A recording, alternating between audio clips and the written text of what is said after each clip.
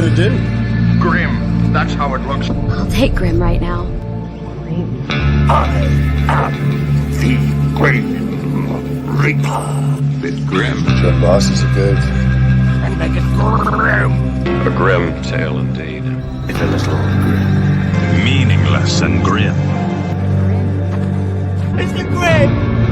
It's Grim. Pretty grim, huh? Things look grim.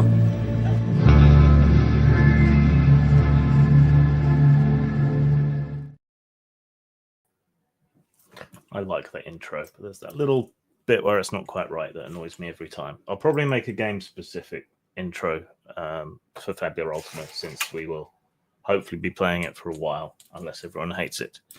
So, if you were here last week, you saw us generating characters, or most of us generating most of our characters. Some people have made little tweaks in between, but this will be bringing our characters all together. So, we are playing Fabula Ultima, which is like hen's teeth to find at the moment in hard copy, apparently. But there you go. So, popular game must be good, right? Doesn't hold for pop music, might for games. And there's been a few additions since I reviewed it, though I have reviewed these on my main channel. So we have the Techno Fantasy Guide there. We have the High Fantasy Guide there. There's a quick start. There's a couple of other little bits. GM's Toolkit came with the GM screen. I really need to tidy my desk so I have room to use it. That would be nice. And there's also the Natural Fantasy book now, which is only out on PDF, so I can't wave that at you. We not only generated our characters, we generated a whole game world last time, which is a bit Skies of Arcadia in some ways. Floating islands, flying ships, weird creatures, mysterious stuff going on.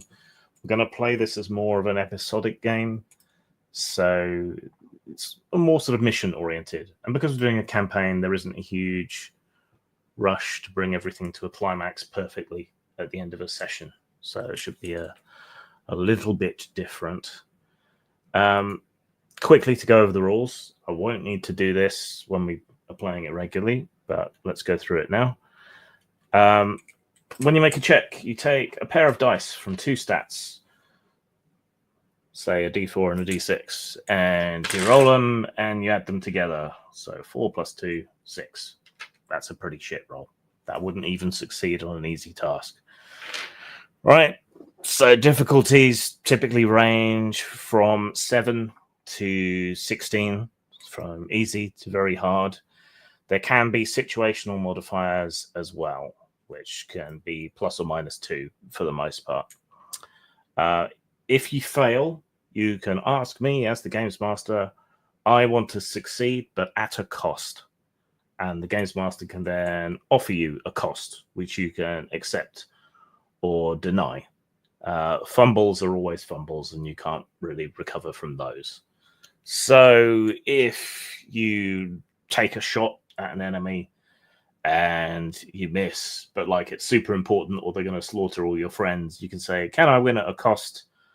And I could say, yeah, it can hit him and take him out, but he fires back at the last moment and strikes your gun and destroys it. And then you can either take the deal or not at that point.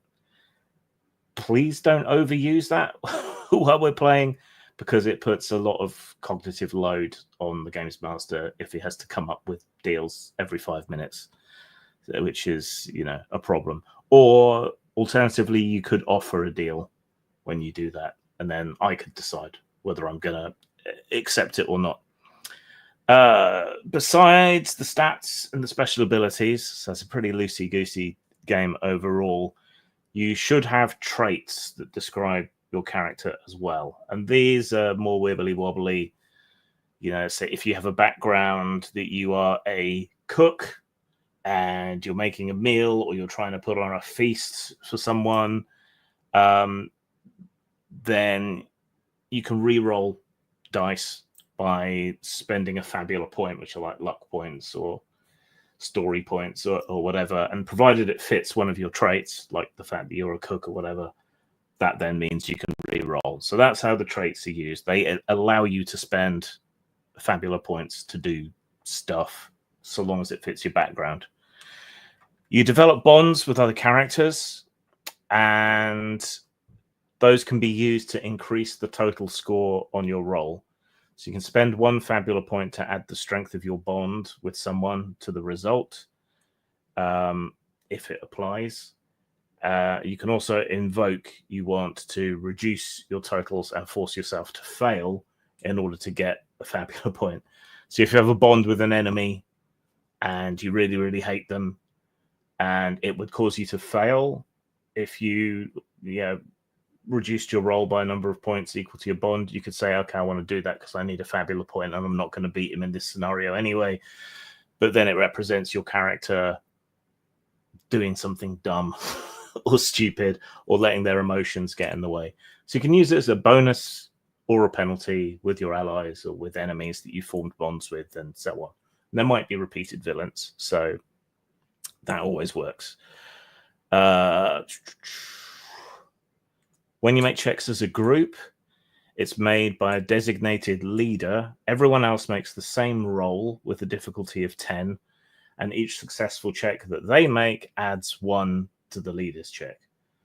So you could use that for all sorts of things. The main way that it gets used, if I remember correctly, is for initiative rolls.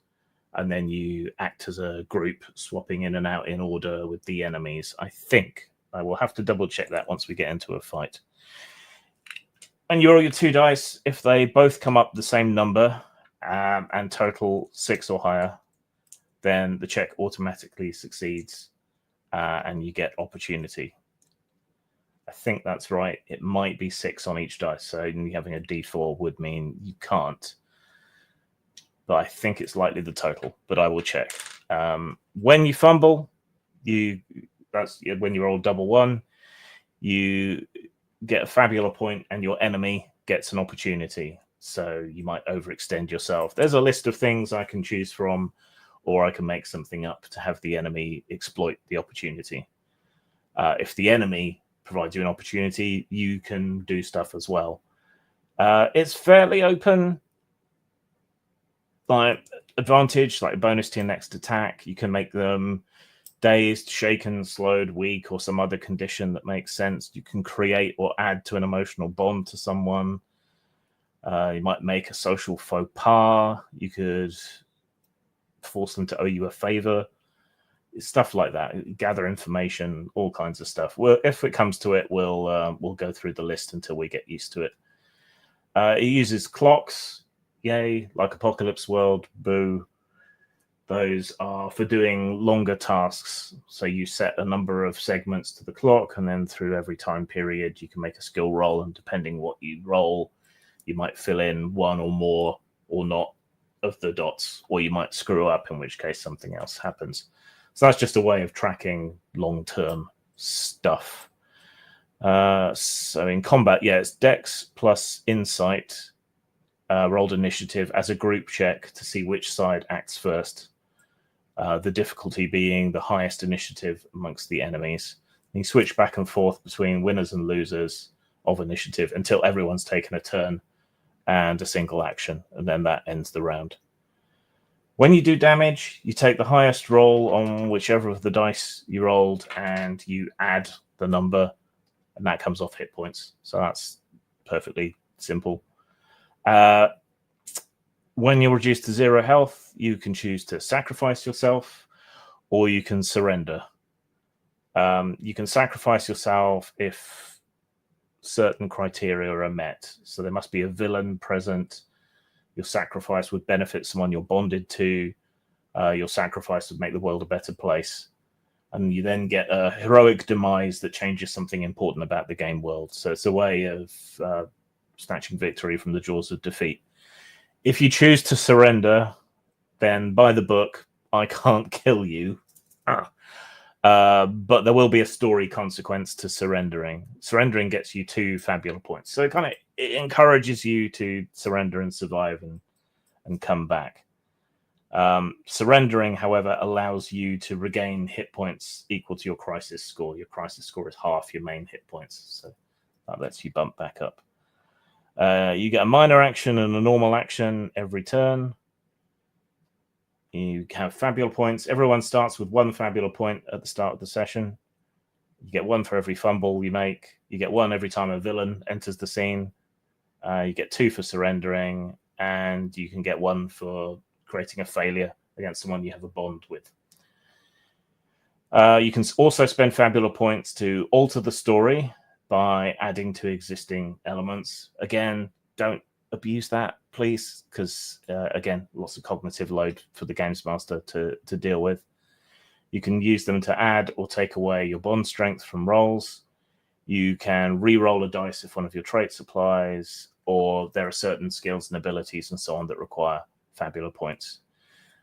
An interesting subsystem is the inventory system. So instead of having a big, long equipment list, you have inventory points. You replenish these by spending money when you're somewhere where you can get supplies. You can spend 3 points to gain a healing elixir. You can spend 2 points to get a remedy that regenerates your magic points. 2 points for a tonic to recover from a status effect. 2 points for an elemental shard or potion or alchemical goo that does damage of an elemental type. 4 points for a magic tent that lets you rest in the wilderness. And 2 to 4 points for anything else that your character might reasonably have.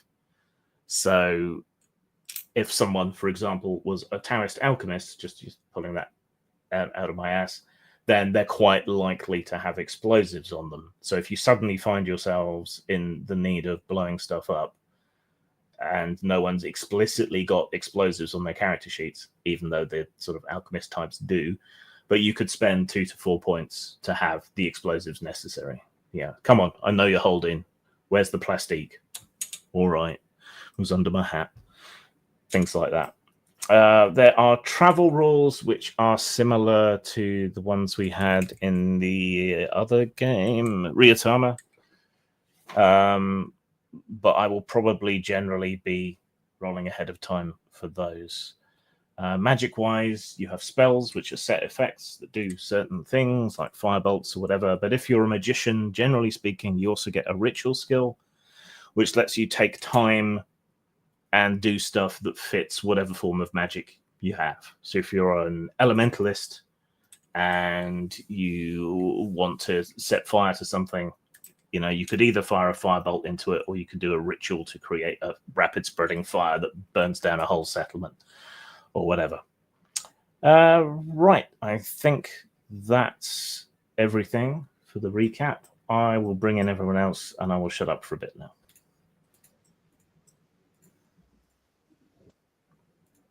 Hello, everyone. Hello. Hello. Howdy. Hello, viewers. Right. Hello, viewers. Would you care to, one by one, starting from the top row next to me, introduce your characters to everyone? Hello, I am Niall Rogeros. I'm a gambler and a noodle maker. And a noodle shop owner. And I have a really cool noodle shop that flies. In fact, I've got a picture of it if you want to put it up. Sure. How do I do that? Well, you have to go to StreamYard, I think. I'm in StreamYard. Let me. There we go. Cool. Except imagine it floating in the air. Yes, yes. Well, I kept telling it to, make it floating in the air, and it wouldn't do it, so. You got something floating in the air in the background, though. Yeah, those are like the little noodle lanterns, the air balloon thingies that hold it up. Yeah, they look like jellyfish. I like that. That's quite cool. Yeah. Okay. And then Jun. Jun is a woman who was from a world she can't remember, modern day Earth, and she got hit by something that the natives call truckpoon. But ultimately, she has been stuck here. No memory of who she was. Her name was given to her by the fisherman who found her. And she learned the arts of swordcraft and magery. Although she's not too keen on the magic at the moment, but she knows how to use it a fair bit.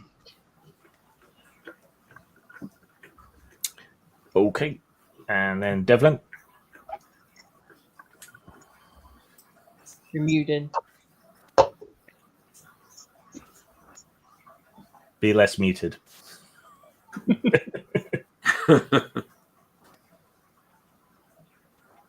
He's still muted. No. Hit it with a hammer. What? Do you want us to move on while you fix it? No, I've got it now. Okay. But Sloan was a ship's navigator aboard a pirate crew at one point, but had been kicked out for not being quite up to snuff, and in the chaos of that, he inadvertently wound up getting cast out with an old ship that he now calls his own. That may or may not be wanted back. So is that one of those little one-person pilot things? Yeah, I'd say big for him and one maybe two other people. Just get a slightly more elaborate rowboat. Okay. All right, and then Bao. Yeah, I'm Bao Ying, Boom Shadow, if you're feeling poetic. Saboteur, Tinkerer, Bombwright, and Living Contradiction, courtesy of the Boom Boom Guild. I was born in Ashbourne Ward, right there in the smoke, raised by soot and whispers, trained in the space between combustion and silence. I build bombs the way some people write poems, carefully, emotionally, with a bit of spite and a whole lot of timing. Every one of them has a memory baked in, a name, a purpose, a little piece of me that needs to come out loud. This hat, it belonged to my mom. Last thing that survived the blast. She said fire was a kind of prayer. I guess I've been praying loud ever since. I don't make things just to destroy. I destroy to reveal, to balance, to remind people the world still trembles, and I'm the reason why. So yeah, I'm short, I'm fast, I'm always 5 seconds ahead of the boom. And if you see me pull out of the harmony bomb, maybe say something nice, just in case that's the last sound you get to make. Cool. And Quinn. I'm Quinn, ship's boy. I was found on one of the little floating islands, and I was raised by dragons. They taught me how to fly. Do you know how to fly? I know how to fly. I like to talk to things. I can talk to just about anything that lives, and my goal is to one day learn to speak with all the animals. Cool. All right. Word has reached you, various places that you lurk. You're all kind of on the outskirts of society, living as wanderers from island to island. But for the first time you can recall, someone has sent for you. Burke Bardiche, a pirate boss who operates out of the Rintik's Teeth. Rintik's Teeth is a shoal of jagged islands, like the fangs of a dead god, that lurk down low, close to the ocean of clouds. Like a vagina dentata. Yes. It's a haven carved from wreckage and rebellion, shrouded in near constant sweltering mist, which is called Rintik by the old sailors, hence the name. Also like a vagina dentata. Yes, it's very hot and moist and pointy. The archipelago is notorious for sudden storms, shifting magnetic currents, and its uncanny resistance to aerial navigation, which makes it challenging to get there. But fortunately, you've been able to cash in favors or pilot your way purely by luck to arrive there and to make your way through the hulks and the caves that are all kind of strung together with spit and a prayer, all holding together on this reef of jostling floating islands.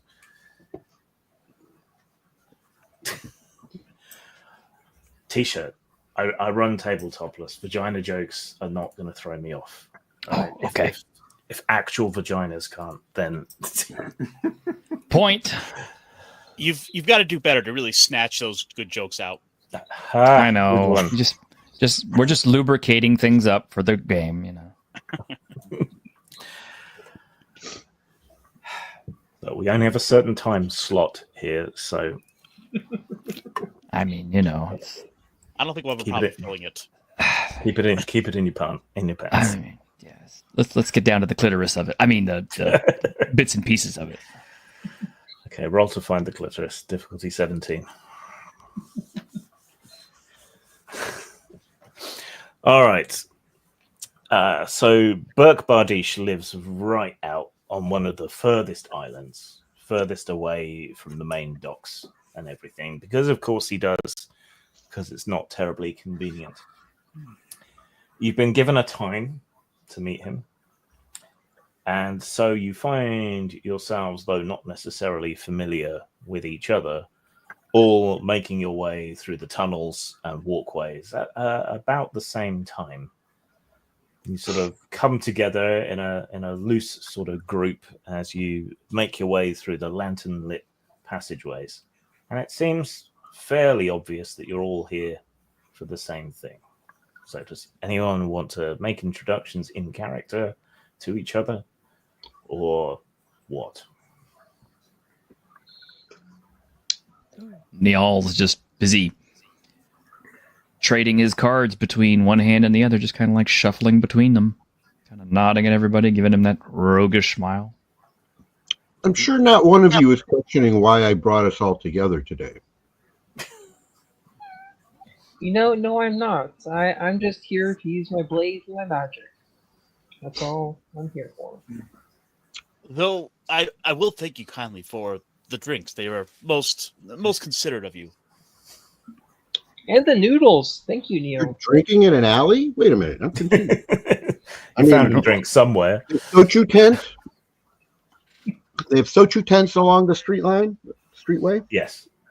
Okay. Well, they have people with barrels on their backs wandering around selling libations of various kinds. In Korea, they have Sochu tents. Just on the street is a tent with a small table and a couple chairs, and Sochu, which is their distilled, any of the things that they make rice wine, types of wine, then they distill it and make it into Sochu. So there's like rice and wheat and yam. It's cheap. Burns going down. All right. Yeah. Well, so we were given a message or an invitation? Yes. An invitation at a specific time, specific date, specific place by Bert Bardiche to meet him at the far end of Rintick's Teeth, where he has his little hidey hole. And making your way there, you've all run into each other. So you start to cross a double wide sort of gantry that runs from one island to the next. Above you, there's a spider web of ropes barely seen through the mist, all knotted and tied together, tied and retied, and the walkway creaks slightly under your feet, which is slightly disconcerting. You're about halfway across when a couple of large burly men drop down from a little platform above at one end of the bridge gantry, and another couple of men drop down at the other. They're wearing sort of loose blood red robes, and I mean dry blood, so almost brown robes, and carrying pistols and clubs. Brandishing them menacingly, they start to make their way towards you from either end of the gangway. One of them ahead of you moves slightly forward of the guy next to him and goes, There's a toll. The Poseidon run this whole place, and nobody gets through here without paying a little bit extra. Oh, you wanted some noodles? No, money, zenit, bit of clink. I show him my little invitation. This is my penny. Don't give squid's toot for that. Money, that's what talks. Me and Drakon fly off the bridge, and then I go, Drakon, flame. Do you? I forget how you fly. Do you have a spell for that, or is it just a? No, that's my natural ability. I just fly. That's your natural ability. Yeah. Okay. Right. Well, let's make an initiative roll. So, who is the leader of your group? Who has the highest dex and insight? I have a D10. Yeah, I have a D10. I also have initiative of +4. Well, it's My both dex the is a dex plus D8. insight. My insight is a D6. 8 and 8. I got D6 and D10, but I got a +4 initiative. Okay, so that's yeah, that makes a difference. Well, decide who's going to lead then. Well, it's probably not the kid. I don't know. Suddenly you're making all the action decisions. Yeah. That's because a bunch of strangers just come up and got guns and stuff. All right. Well, we'll just go with whoever scared. started trouble then. So can Yeah. Start with Quinn. well, everyone needs to roll initiative first to see if Quinn gets any more bonuses. So so it's Dex plus Insight, and the difficulty is 10. So you rolled that. You roll that. Yeah, you roll the Dex dice and your Insight dice together, add them up. Do you take your initiative modifier? If you have an initiative modifier, you apply. I do. Okay. Uh-oh, So I rolled a 4. You got a 5 from me. I got 15. 14. Okay. So I do not. Okay, so what? 2 of you got over 10? Yep. Okay, so that's an additional +2 to Quinn's initiative roll. So it's 17.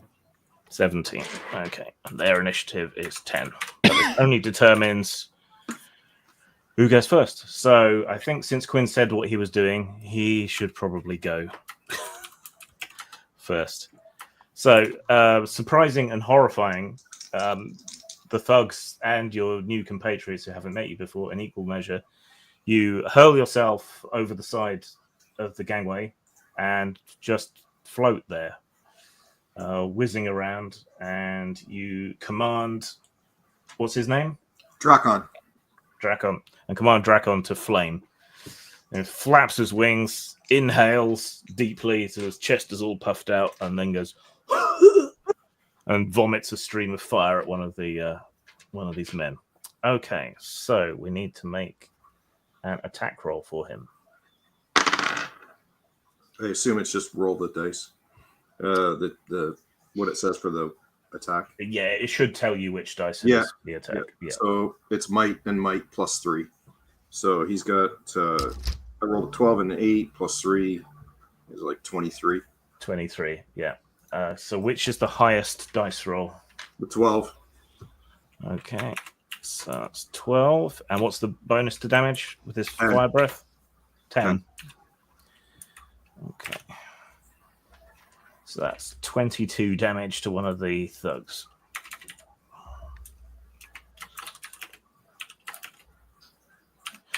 All right. So a gout of dragon fire engulfs one of the thugs. He screams and starts smacking his hands over himself to try and put himself out. And combat is joined. Right. One of his compatriots turns and fires his little sort of mini black powder blunderbuss in the direction of Drakon. What's his defense score? Defense is 8. 8. Okay. So they have D10 plus D10. So that's 12. So that's a hit. That is 19 hit points of damage to Dracon. Okay. With pets, when they're reduced to 0 hit points, they run away and then they come back on the following scene. Okay, so there's a loud boom. The black powder pistol goes off, and a cloud of nuts, bolts, screws, and fragments of seashell or air shell, I guess, go flying, smack into Dracon. He flaps a couple of times to keep himself up in the air and shakes off a few of the bolts and nails out of his scales. Right, you get to choose one of you guys to go next. Who's up? Oh, I'm ready. Yeah, you go, and then I'll go after. All right. Well, Neil pulls 5 cards from his hand, slaps down 2 pair. 2 pair is double trouble. 2 cards of the same value plus 2 cards of the same value. Damage is equal to 10 plus highest value among resolved cards. So highest value is 7. So that's 17 points of damage to each of up to 2 different enemies I can see that are present on the scene. And the type of damage is, let me see, I can either take ice or fire. I think fire is always nice. So yeah, 17 points of fire to 2 different targets. Okay. And it cost me 20 mana points to do that. I feel like we should probably point out to anyone watching that T-shirt is playing a little custom class that uses cards as part of the mechanic for how it works. It is the Ace of Cards. You can actually download it from the Fabula Ultima site. It's an officially created class. I just need to look something up quick because none of us are that familiar with this game yet. Mm-hmm.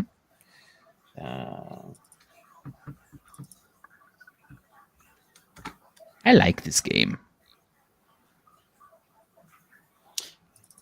I might be playing with my monthly group with this here in a couple weeks. Nice. Well, I mean, this is good practice for it. And by the way, this is my discard pile. So, I'm guessing you went after the ones ahead of you. Yeah, I mean, if they're directly in front of us, and yeah.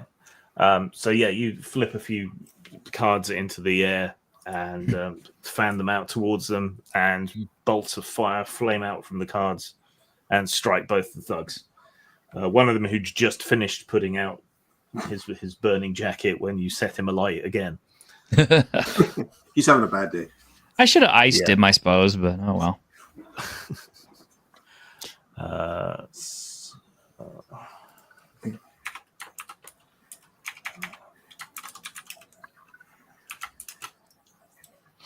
These attacks get expensive, though. That was 20 mana points right there. Yeah. One of the thugs behind you levels his pistol and fires as well into the back of you. He decides that Neil is the new current target. All right, so that is Insight Index.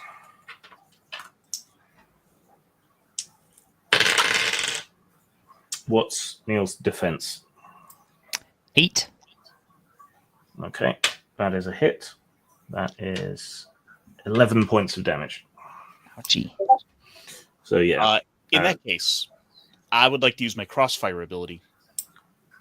Jun did ask to go next, or is this an interrupt ability? This would be an interrupt. Oh, Okay. In other words, I'm literally shooting the shot out of the air with my gun. Oh, nice. Okay. Do you want to tell us what your gun is? I just have a regular pistol. Okay. Nothing too fancy there. Nothing fancy. After a creature you see performs a ranged attack, you could spend an amount of mind points equal to the total result of the accuracy check in order to have the attack fail automatically against all targets. I can only use this if I have a ranged weapon equipped and it has no effect. And it has no effect in the accuracy check was a critical success. Okay. So you need to beat 9 to shoot the shot out of the air. No, I can spend 9 mind points. Okay, so spend 9 mind points then. Yep. All right, in which case Neil does Nice. not take any damage, but because it's a blunderbuss, let's say you see him lining up, draw your pistol and shoot and hit the end of his barrel, knocking it aside, and so he misses in that way. Right. So now it's Jun. Okay. Now, Jun is going to imbue her blade with air damage, and she is going to go up and slice, cutting with the air as well, into one of the guards or thugs, really. Do you want to go after the ones coming up behind you, or do you want to finish the 2 off up ahead? I'm going to the ones behind me. Okay. So you twist around where the shot came from.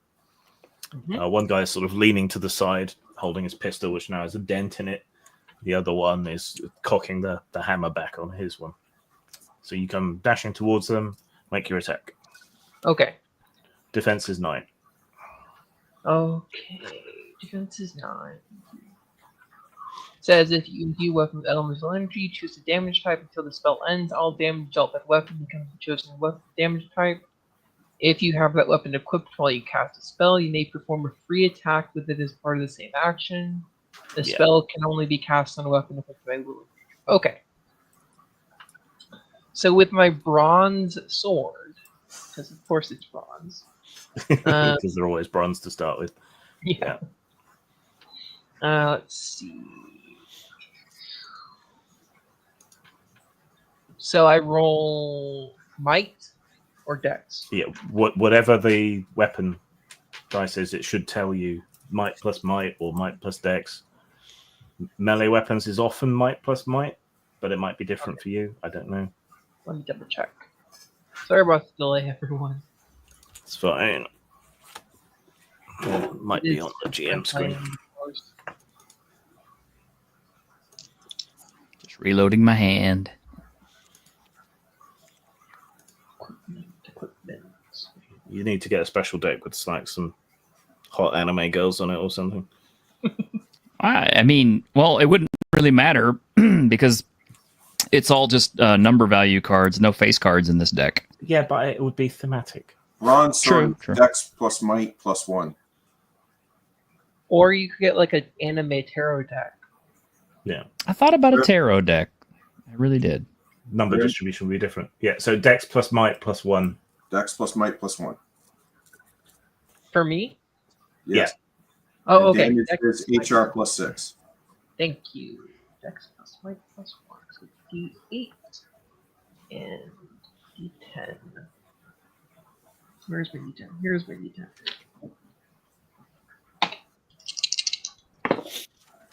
That is a 7, 8, 9, 10. Okay, so that's a hit. What was the highest roll? The highest was the 6 on the D10, D8. Okay, and then add the damage bonus onto that. That's 11. Okay, so that's No, 11 it's plus damage. 6. It's plus So 6. 12 damage. Oh, okay. Yeah, your sword does HR plus 6. Awesome. And it does Physical damage. Yeah. And you had it set to air, right? Yep. Okay. Yeah, so you come charging up to this guy, draw back your sword for a long swing. It glows with air magic, and you slice. As you cut across him, the wind buffets him and knocks him into the guy next to him, jostling him, and his clothes sort of tear slightly from the air blast. Right.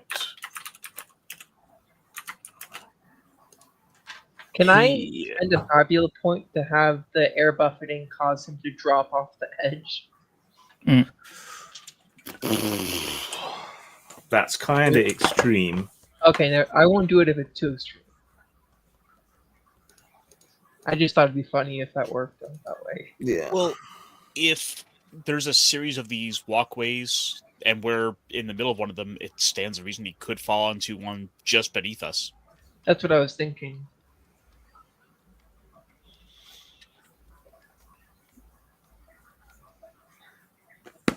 No, I think that's a bit much for this. Okay, never mind. Okay. Yeah, so he recoils from your blow, sort of staggers against the wind blast, and then charges into you, swinging his spiked club. What's your defense? My defense is D8 plus 11. So it's plus 11. Yep. It said that I have a defense of my. Do you have deck. armor? Yes, I do. I have bronze plates. Okay, so if you're wearing like heavier armor, then you just use the score from the armor. Oh, okay, never mind. So it's just it's plus 11. So it's it's 11. Or just 11. Yeah. So it's might plus might for him.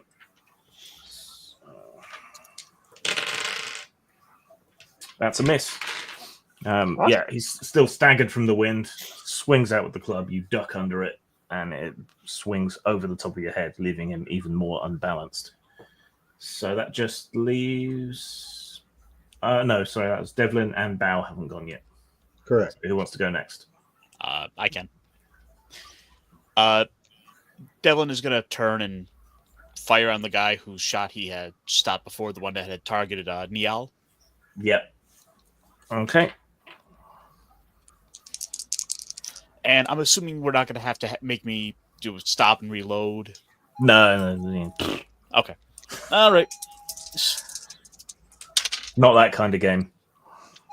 That would be an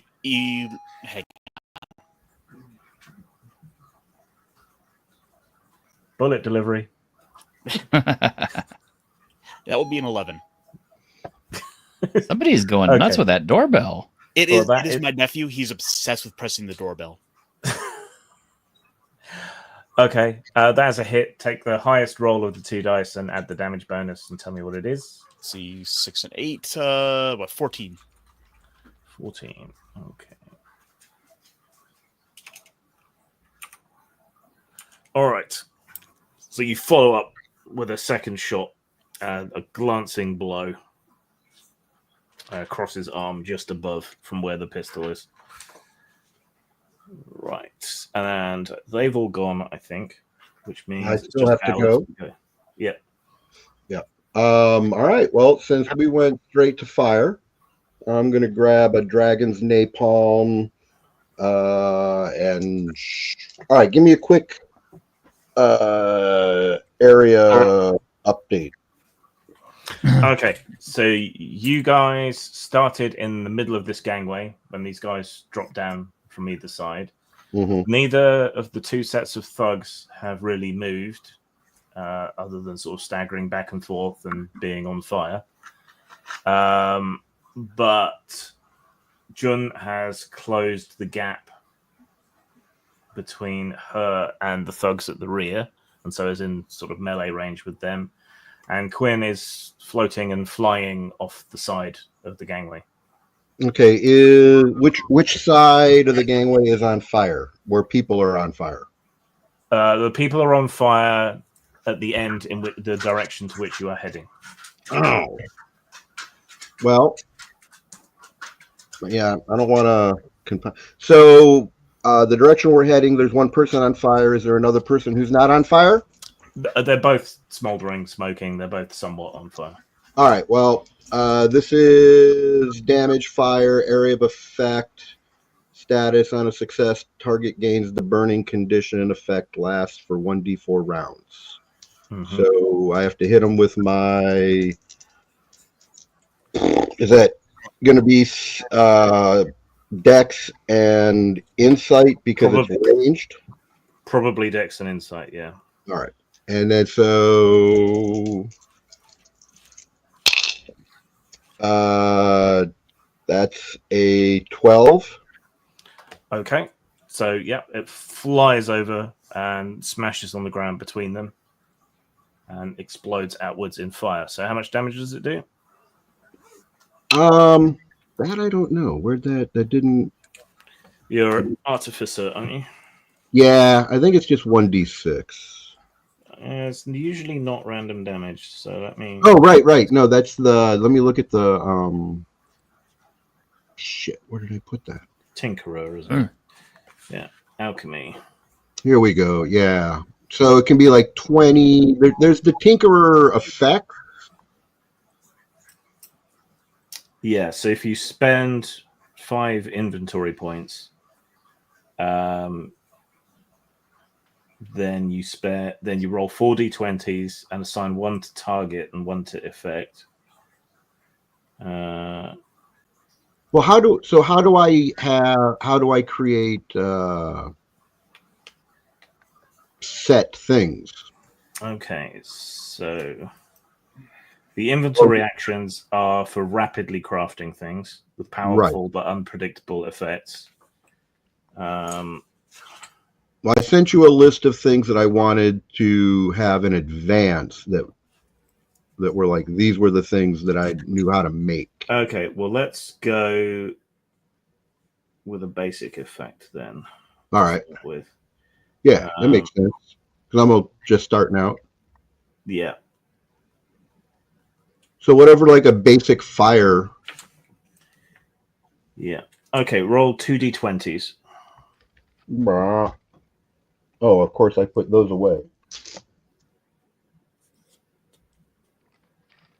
Yeah, I think you're the only thing that uses d20s. So.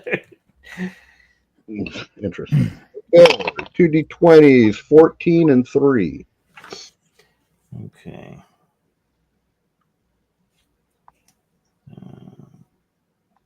Okay, so it hits one of them, but does 20 damage, 20 fire damage. Okay. Okay, so instead of landing between them and exploding, it strikes the first thug full in the chest. The vial shatters, and he is abruptly incinerated. There's a huge blinding flare of fire with chemical color tinges to it, and then a blackened skeleton tumbles to the ground, smoking. All right. All right. The smell of victory. Well, smell of bacon. Yeah. So everyone's gone. So new turn. Keep the same initiative. Might as well. Mm-hmm. All right. So who wants to go first? Oh, me. Definitely me. I have a peach of a hand. I do have an initiative of -3, so I don't think I'll go first for most things. It's your side that goes first, but you can choose whoever. Oh, okay. May I go first? Would you want to do that? I don't see anyone objecting, so go for it. Magic Flush. Deal 25 or deal damage equal to 25 plus the total value of the resolved cards to each enemy present on the scene. So that's 12, 13, 14, 15, 16, 17, 18, 19, 20, 21, 22. So for a total of 47 points of damage to each enemy present on the scene. And that is earth damage. Because why not? Okay. Rocks fall, everybody dies. So what, you just stomp onto our little bridge as the whole thing flops around? Well, I mean, I could have made it air damage or fire damage, I guess. But we've got to think in a more sort of anime style here. So yeah, you flip the cards out of the stack, snatch them out of the air, sort of look at them, slyly look at the thugs, and then present your cards and say "Earth Flush" or something. Basically, you are flushed. out of the open air, several large boulders come flying in from one side of the gangway and sweep 2 of the thugs off into the darkness, smacking the last one with a glancing blow that leaves him with 1 hit point. He spins around and around, staggers dizzily, realizes he's the only one standing and he's vastly outmatched, and tries to escape, running back the way he came. Do you want to stop him, finish him off, or are you going to let him go to warn others that you're not to be fucked with? Oh, I want to shoot him with a sleep gas bomb. Okay. Make a ranged attack roll. Are we going to kidnap him? No. The party got a new pet. 10. Okay, that's enough to hit him in the back. However, he rolls really well, probably due to all the adrenaline and so on in his system. So the vial smashes a cloud of bluish purple smoke. It bursts out all around him. But by the time the smoke clears, he's gone, just leaving a trail of blood and urine in his wake. All right. I thought I'd throw a fight in straight away so we could all get used to the system. Boy, Yeah. I didn't even use my gourmet skills. Well, there is a couple. Well, there is a cooked body. If you want to use your food skills, I'm good, thanks. not going to succumb to cannibalism in the first session. Nah, not just yet. Wait till a party member dies. Wait till Okay. Ash's butt number. Are the two guys who are falling? Are they dead? Who knows? There is Well, I know because we're following them. Well, they took 47 points of damage. I'm pretty sure. I mean, we couldn't take that. you Me and dive Jack are on the down. phone. You dive down after one of the tumbling bodies. Make a Dex plus Might roll to catch up to it. Okay, well, it's not really me that's catching them. It's going to be Dracon because I'm going to let him eat one of them. 15. 15.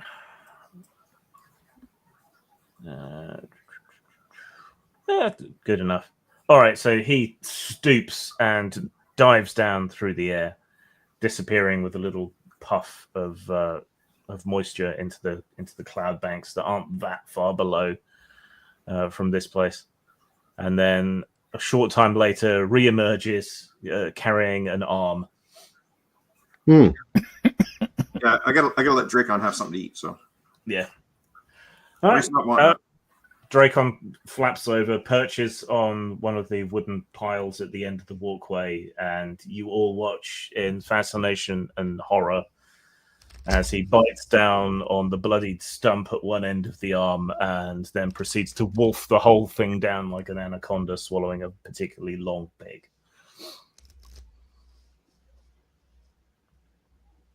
I'm just calmly reshuffling my cards. Well, that was slightly disturbing. June just like flicks the blood off of her sword. I'll fly over by Dracon and pat him on the head. Good boy. Good boy. He Don't gamble with me. It's a losing proposition. He purrs and leans into your hand. But there should be nothing else in the way for you to get to Burke's little hideaway. What do we know about Burke? Burke is a pirate boss, but fairly low ranking in the Poseidon. Semi-independent, more of an information broker than anything else. He used to be a bursar on one of the big pirate ships, but for as long as anyone can remember, really, he's just sat here lurking in his little den and using information to manipulate the world around him and earn a crust without having to really move at all. Mm-hmm.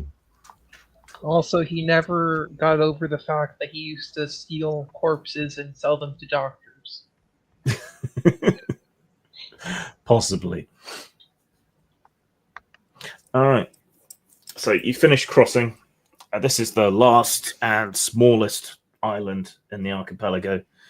Burke's little den is hidden away in a cave here. So you sort of duck in under the entrance through a leather curtain and into the interior, which is surprisingly snug and dry. Dry isn't a sensation you feel much in the Rintik's teeth because the mist gets kind of everywhere. but you see that there's a couple of wind crystals sort of set around the entrance, which seem to be keeping the mist and the moisture out and keeping the interior pleasant. The interior is stuffed. If he was poor, you would probably reckon that Burke was a hoarder. But given that a lot of it is treasure and art and artifacts and devices and other things that he's collected over the years, he's a rich hoarder. Yeah, so it's a collection. It's a museum of sorts, museum of crime. Interesting. From one of the little back halls comes a albino furred person with great big, enormous scoop-like ears either side of their head, a pig-like snout, sharp, pointy teeth, and little vestigial wings running from their arms down to the sides of their body. They wear black thieves' leather covered in pouches that would make, Deadpool pause and go, that's a lot of pouches. Clearly drawn by Todd McFarlane. Rob Liefeld, yeah. Are we taken aback by this thing? Is there potentially something we know is horrifying? And should I blast it? There are bat folk. You don't tend to see them that often. They tend to live on the underside of islands rather than on the top. And you've never seen an albino one. Burke is waiting for you inside. Please follow me. Okay, I follow. All right. You are the people Burke sent for, yes? Yes. Well, you would hope so now that you've already invited us in. But good thing that we are. I'm confident I could deal with any trouble. You must be... We're not. Now, it's Niall, Jun, Devlin, and Quinn, and his little pet, yes? Well, regardless of whether or not the invitation was sent to me, I have it. Quite. And Devlin, you have a ship of sorts? Not exactly one I would be quick to brag about, but yes. I've got a little something to get. It gets me where I need to go. And Neil, you have a noodle shop that flies, yes? Oh, yeah. Can't miss it. Good. Excellent. Here, Burke's chamber. I will wait out here. And he opens an actual door for you to go through. Your sprite green screened.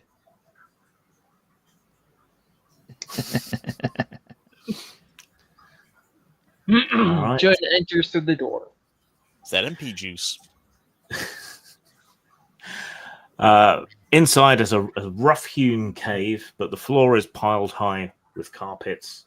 There's a big swing-back leather chair with an impressively lardy lump of an older man sat in it, with a long, wispy white beard and moustache, and he dresses like a pimp with bad taste for pimps. So, the leopard skins and bright colors and feathers in his oversized hat. His chubby sausage fingers drip with gold rings. There are chains around his neck. He's a pimp named Pigback. Could be.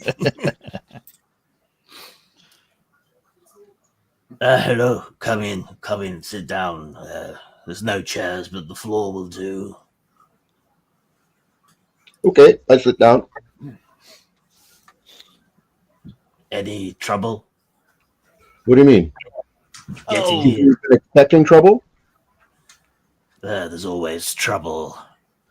Feels like maybe we were set up. Why? Something happened? Nothing we did. Just the toll collectors at the bridge. Troublesome. They shouldn't Not come into anymore. my territory. Your name was no protection.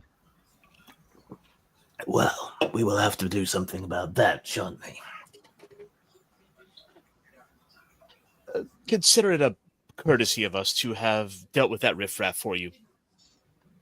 No one got away. Well, one delivers a message. Quite. That's a good way to think. Yes. Makes me think I made the right choice here. I step out of the way so he can see Dracon, who's still like chewing on the hand. I don't think. Yeah, he's regurgitated a couple of fingers and is just chewing on them. Suckling the gristle off of the knuckle bones. Spit out some little ring that was on its pinky finger. Yeah. All bad guys. Side and... All bad guys have to have a pinky ring. That's a rule. Dracon turns his head to one side and spits a fingernail into a spittoon. Pang! Charming. The rumors were true then. You have a pet. Oh, yeah. He's my brother. Yes. So the story goes you were raised by dragons? Yeah. Fascinating. And is it true you can fly? Yeah. Float up in the air. That's true. Oh, very interesting. I've seen some alchemists attempt to do the same, but it usually ends in a rather messy explosion. Oh, no. Mom just, threw me out of the nest. And along with Dracon, we had to figure out how to fly or hit the ground. In my experience, it seems as though it's easy to start flying. It's difficult to freeze. Freeze in mid-sentence. Freeze in mid-sentence. It's pretty easy to do. Wow, he's stuck. I think Ironcaster needs to shut his monitor off or his camera off so he doesn't have so much bandwidth being used. He's back, I think. He's always having these problems. How do we sound? You're fine. Okay. Yeah. I was like, they go up and up and up, but you don't really see them again. Yes. Right, to business, gentlemen. Can I offer you a libation at all? Absolutely. There's some wine in the box there and some cups. Help yourself. Boxed wine. Grim, are there any plants or small animals in here? There are no plants. There are a couple of lizards skittering around on the walls. Oh, cool. I'll go talk to the lizards. Okay. Well, while the wine is being passed out, you walk over and speak to. I am not partaking of the wine. I'm only 16. Okay. I'm a youngin. I'm not into. You are on a pirate island. If you're going to start drinking, now's the time. If. So you speak the beast tongue. You speak several other languages, don't you? Or yeah, I can speak to everything except for undead. they don't generally have much to say other than brains, so you're not missing out on any scintillating conversation. All right, you head on over to one of the lizards and say hello. It stops as it was skittering across the wall and twists its head round and looks at you and blinks first one eye and then the other. Hello. Is there anything interesting in here? Sometimes there are beetles. Does water come in here? Sometimes he leaves drink out and we sup upon it. But the beetles are quite juicy. We don't need much water. Oh, okay. Could you tell me if somebody comes in the room and we don't see them? Sure. I can get you some beetles for doing that. Oh, right. I'm on it, boss. And he scuttles up and sort of hangs vertically from the ceiling, looking around. Your own little lizard CCTV.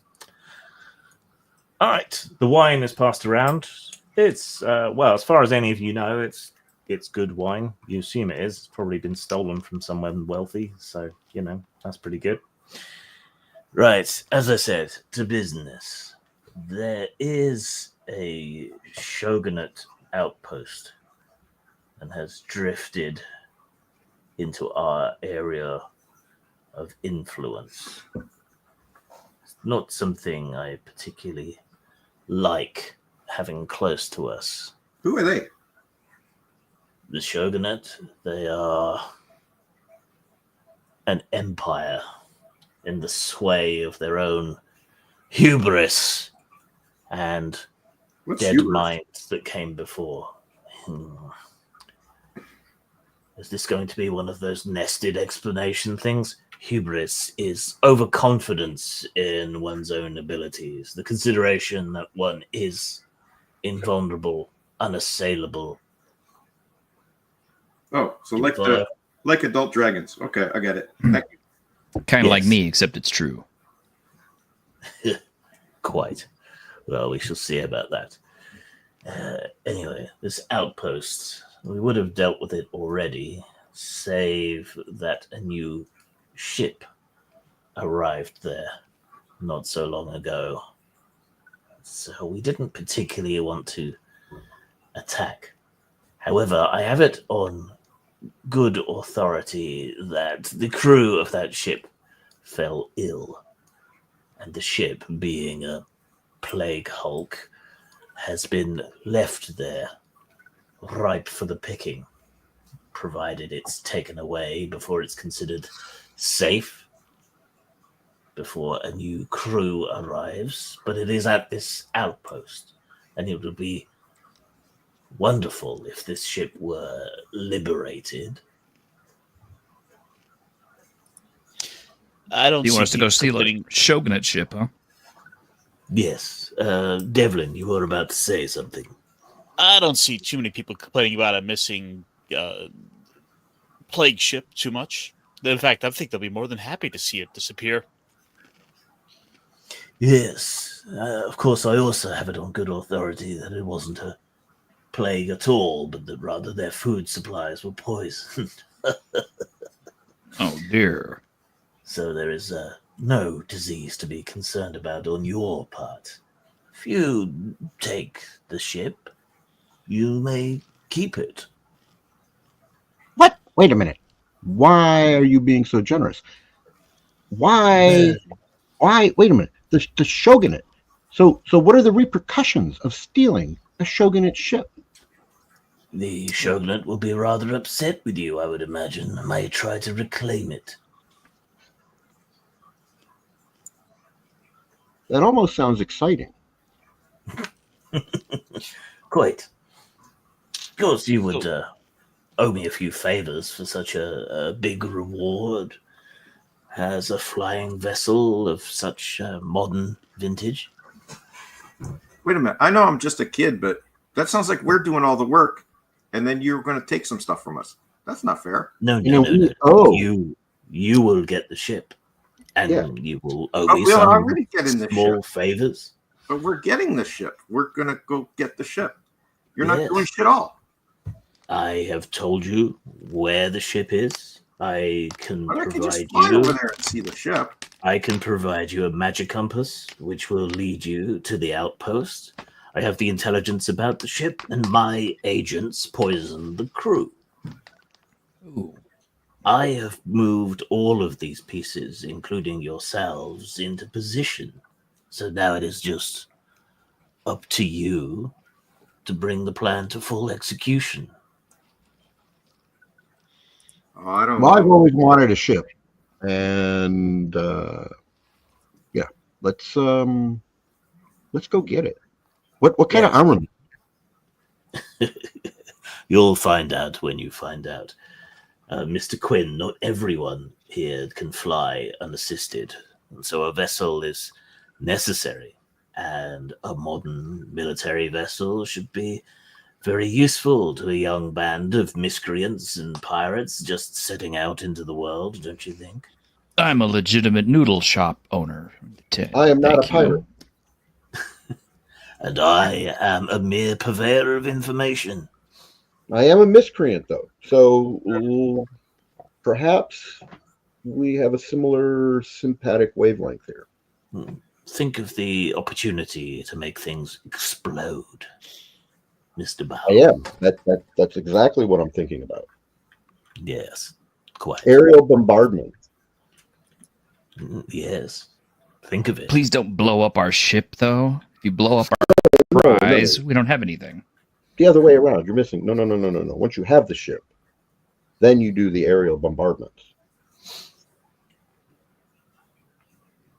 I'm seeing paths of potential that I had not considered earlier.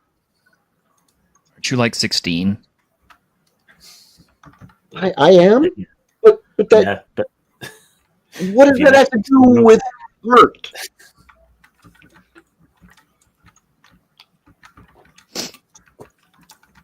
Well then, Right. I haven't had many considerations in the consideration of how many considerations people have over a lifetime.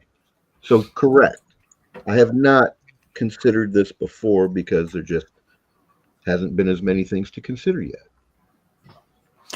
well then, we have a gentleman's agreement. You will liberate this vessel and take to the highest skies to plunder and steal and get into misadventures, whilst occasionally doing me small favors here and there.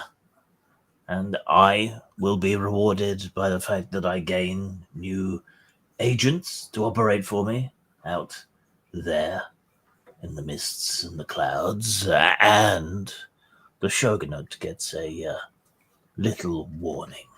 Oh, now we're beginning to get to the crux of the story, the nut to the kernel. Yes. What's your beef with the Shogunate? They are authoritarians. They have no sense of humor. They have no latitude or little latitude for crime. You've never been in a guild, have you? A pirate gang is not dissimilar to a guild, just perhaps slightly more honest, Mr. Bao. Their cuisine is all right. I mean, it's a little too umami for my taste, but, I like spice. Grim, I can you tend look to at the prefer chat? things cooked. Yes. You could bring in your other characters if you wanted by just swapping out and saying there's someone else who's hired, and you can stay behind.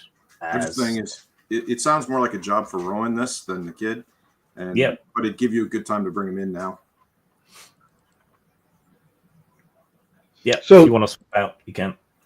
Since we're like taking this kind of expository pause here real quick. So yeah, that was something we'd started talking a bit about before the stream, was how to do this, and I had kind of felt exactly what has just been brought up. What Mal just said is, we get, once the things start, once we have a ship, we'll have X number of crew. We won't necessarily know everybody's on who, and that allows this kind of new people coming in and out and making this adjustment as we're playing of, oh, hey, this is actually a better opportunity for my backup character. Yeah. And the other idea is for you to have a backup character that you're at least somewhat invested in case something happens to one of your other characters, or you want to make a heroic sacrifice, or whatever the case might be. Cool.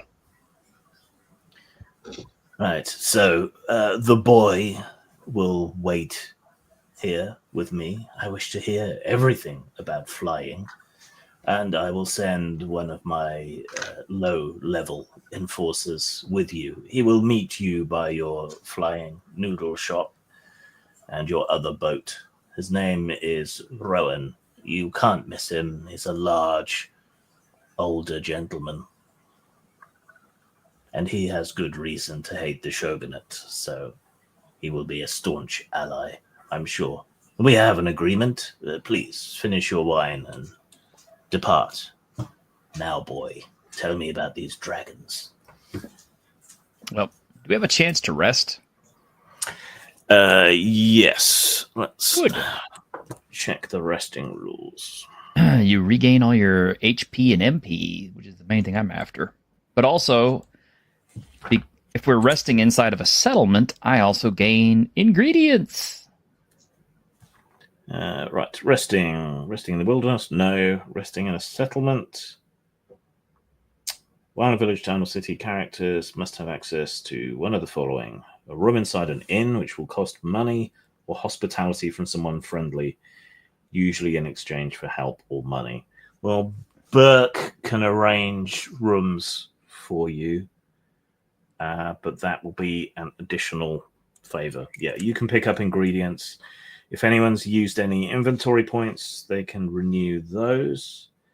And we can have a little getting to know each other scene and have Rowan join you and introduce himself at whatever inn Burke sends you to. And then you can develop some bonds. Okay. So get to know each other. Let me just look those up quickly. When the heroes rest, there's a chance for calmer, more intimate role-playing. This is known as a resting scene. During this type of scene, players can spend some time role-playing conversations and describing what their characters do while sitting near the campfire or relaxing around the town. At the end of a resting scene, you can create a bond, add a new emotion to an existing bond, erase an emotion from an existing bond, and replace it with a different one. When you add new bonds or change their emotions, describe how and why your character's view of others has shifted. And bonds...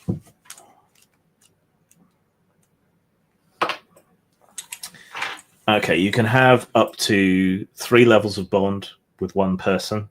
Mm-hmm. And they have both positive and negative things associated with them. I'm not sure how it looks on the character sheet. It's probably there somewhere. But you can admire someone or consider yourself inferior and weak compared to them. You can be loyal to someone or mistrust someone. You can have affection for someone or you can hate them. So, like an absolute enemy, you might feel inferior, mistrust them, and hate them. And that would be a bond of 3. Well, Okay. I have at one point of admiration for Devlin after his marksmanship skill. Okay. Well, let's do the whole scene. So you've got... Wait, I have a question before we move to the next scene, because I'd like to finish up with Burke real quick. Yeah. I would like to... So explain to me, what is the exchange rate on favors? Small, medium, big, and into a currency like the Zenix, so I can understand the entirety of what we're about to do. Favors are more subjective, Mr. Bow. They do not have an exact or precise monetary value. I will consider you to owe me several small to medium-sized favors. That may mean doing little jobs for me here and there, acquiring things, carrying information from one place to another, eliminating threats, that sort of thing. So you hear where my concern is, right? You don't know the exact value of the favors, but this is how the pirate guilds have operated since time immemorial, Mr. Bow. Things are not about to change so easily for you, but you'll find my reputation is that I'm a reasonable man, as generous in spirit as I am in girth. Wow. Well, all right. Let's go and find ourselves a place to meet up with your man. Okay. Screen wipe. The Jellyfish Tavern and Inn. Burke has arranged for you to have some rooms here and for you to be given drink and food in a reasonable amount. Anything more than that, you'll have to pay more. So do you want to explain your ingredients thing to us? Do I? For Neil. Yeah, well, you said you wanted to get some ingredients, so... Oh, no, that's part of my class. Okay. Yeah, it's like when you rest inside a settlement, you gain skill level in ingredients. And what's your skill level? 1, so I only get 1 ingredient. It's not much, but I mean, my skill level's low right now. And ingredients are sorted by flavor type, is that right? Yes. Bitter, salty, sour, sweet, and umami. So which one of those do you want to get? Oh, you don't get to pick. You don't get As far as picked, is it? as far as I know, they're random. So I got an umami one. Okay. But the nice thing is, well, I don't actually have to cook these things. I can prepare delicacies ahead of time if I want to, or I can make them on the fly during combat, which is honestly more fun, I think. Flaming wok attack. Well, basically, yeah, I'm just sitting here, cooking up noodles and just pouring stuff in and then throwing it at people, and it works. So you pick up a bag of bat ear mushrooms. So yeah, you have an ingredient point of appropriate type. Okay then. So yeah, you sit around in the inn, nursing your stir fry or whatever else it is that you're eating and drinking away. So you can make bonds and some soft roleplay, and Rowan turns up, sent by Burke. At least you assume this towering, muscular man must be Rowan. Oh, Niall's making some noodles. Of course, Not letting it's someone else cook for you. and of course, offering it to others. I eat. I'm 16 years old. I'm a bottomless pit. June takes a bowl and eats it quite nicely, as like no outworlder you ever see eat this way. That's a Eating woman in who really public. enjoys her noodles.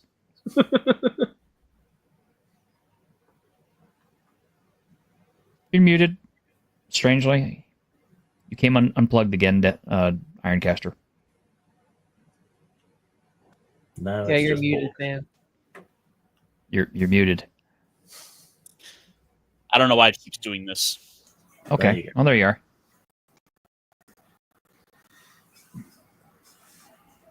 We'll take a vote.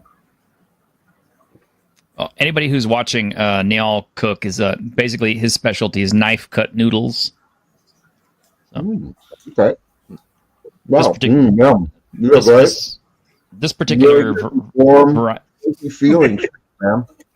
Like, I love soupy noodles. That's like one of my favorite things in the world. The only thing better than that is actually soup dumplings. Can you do soup dumplings? I love soup dumplings. But these are really good hand-cut soupy noodles. Yeah, awesome. You need to give him more noodles to fill his mouth so he can't talk. Yeah, basically, yeah. That's kind of what Niall's going to do. Is like, oh, I'm glad you liked them. Here, have this spicy chili noodles, and stuffs them in his face.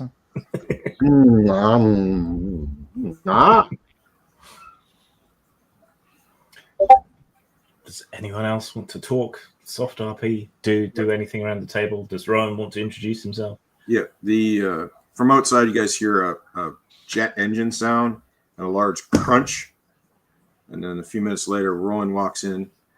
It's white hair, white beard, older guy, lots of muscle though. You four, hey, you the ones Burke wants me to, That's babysit? us. Yeah, Guilty. Babysit? No sauce. yeah. He's got some mission he wants you to do, and I got to tag along. Well, I mean, you don't have to. No, I have to. He told me to. Wait, you don't know why you're here? No, didn't tell me shit. This is a weird guy, man. He's the boss, man. He says show up and show up. Here I am. That We're does gonna sound go like get a Burke ship. to me. So, yeah, we're gonna go steal a ship. What do you think of that? Well, I think we steal a lot of stuff for Burke. Oh, but this isn't for Burke. This is for us. Oh, well, whatever your arrangement is. Well, let's be fair though. Anything we're doing that involves him is ultimately for him. True. At least You know, until it double cross him and you can. In the grand scheme of things, you think about it. You making these noodles is for Burke. That kid out there, is he with you too? Like all the way here, he was flying around my power armor like it was nothing, smacking me in the head and stuff. Yeah. Yeah, he's with us. He's out there chasing birds right now. Yes. Why are you so muscular if you wear power armor? It's more like an exoskeleton. It's assisted. Huh. So it takes a lot of muscle to move it. Interesting. I seem to recall having met some woman who I shouldn't say anymore, but she's a bit like you.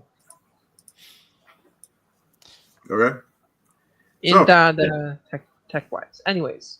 So you guys have a plan to go capture this ship? Yeah, that's the plan. We capture it. Yep. Yeah. Pretty much. Already ready to go. It's just waiting for us. That's what we were told. We just had to go there. Everybody was gone. We need to get on board before the next crew shows up and sail away. So how are you actually getting there? Like it's not, you got to fly over there somehow.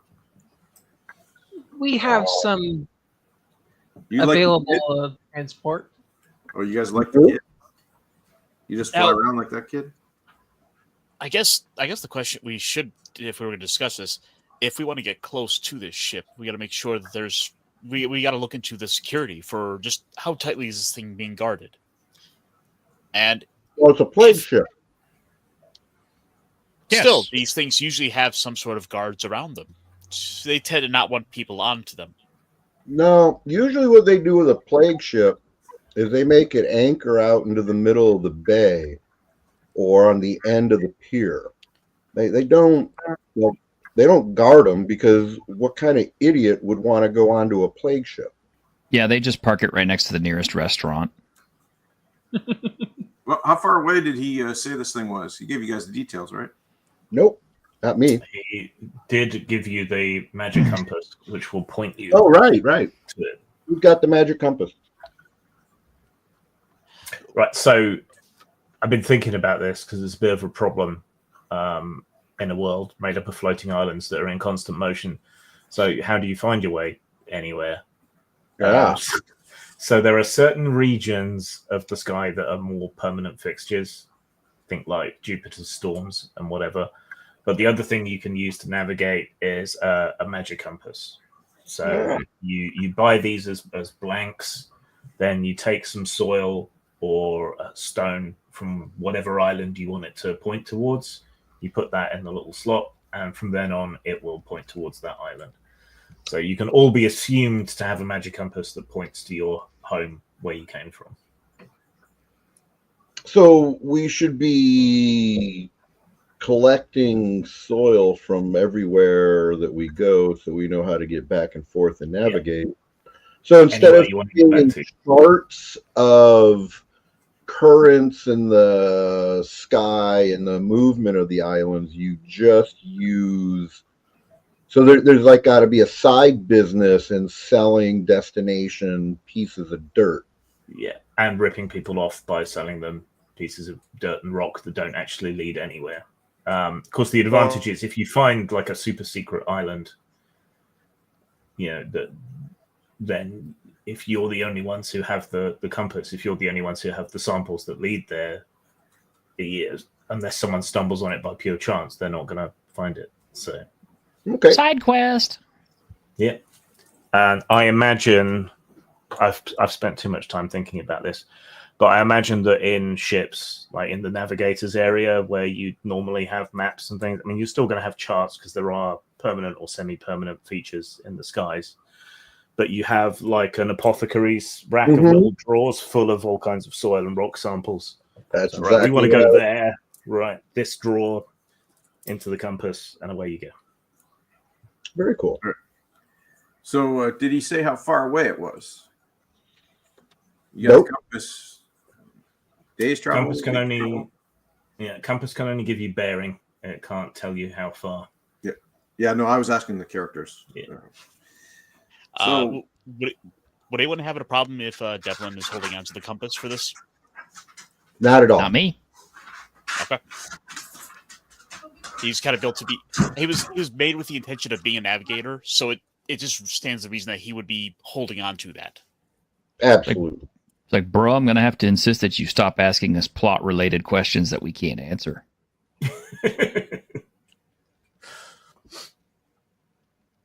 Okay. Well, so in essence, where we are, Rowan, is that Niall has a noodle boat. He goes around and sells his noodles, and we have a compass that Devlin is holding on to. And between those two things, we'll know the general bearing and direction.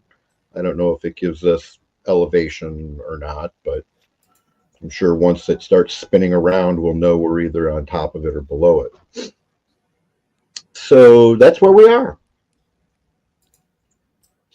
Well, we do have another boat, but I think the noodle boat's a bit more impressive than my own. Oh, I thought you had like a single person skiff kind of thing. But yes. Yeah, kind of. I mean, it would, assuming we use the noodle boat to, as a cover to get close, we could then use mine to ferry over under the dark of night. It'll be a lot harder to be seen on it. Yeah. Interesting. The way I figure things, so the noodle boat is a slow-moving, not particularly great ship for general stuff because it's meant to float around and sell noodles. But it'll do for the start of the game. So part of the reason I made the first thing for you to be stealing a proper ship. Yeah. It'll do X3 distance. So yeah. But it's it's not built for combat and adventuring. No, not really. Is my point. Yeah. It'll hold 20 people though, so. Yeah. Okay. So I think Devlin will probably go to check out the navigational area with the ship to see, what he might be able to do. And given one of his abilities is well traveled, he can reduce reduce travel time. Yeah. He can probably she's built like a steakhouse, but handles like a bistro. I was gonna make that joke. I can't do a Zach Brannigan voice though.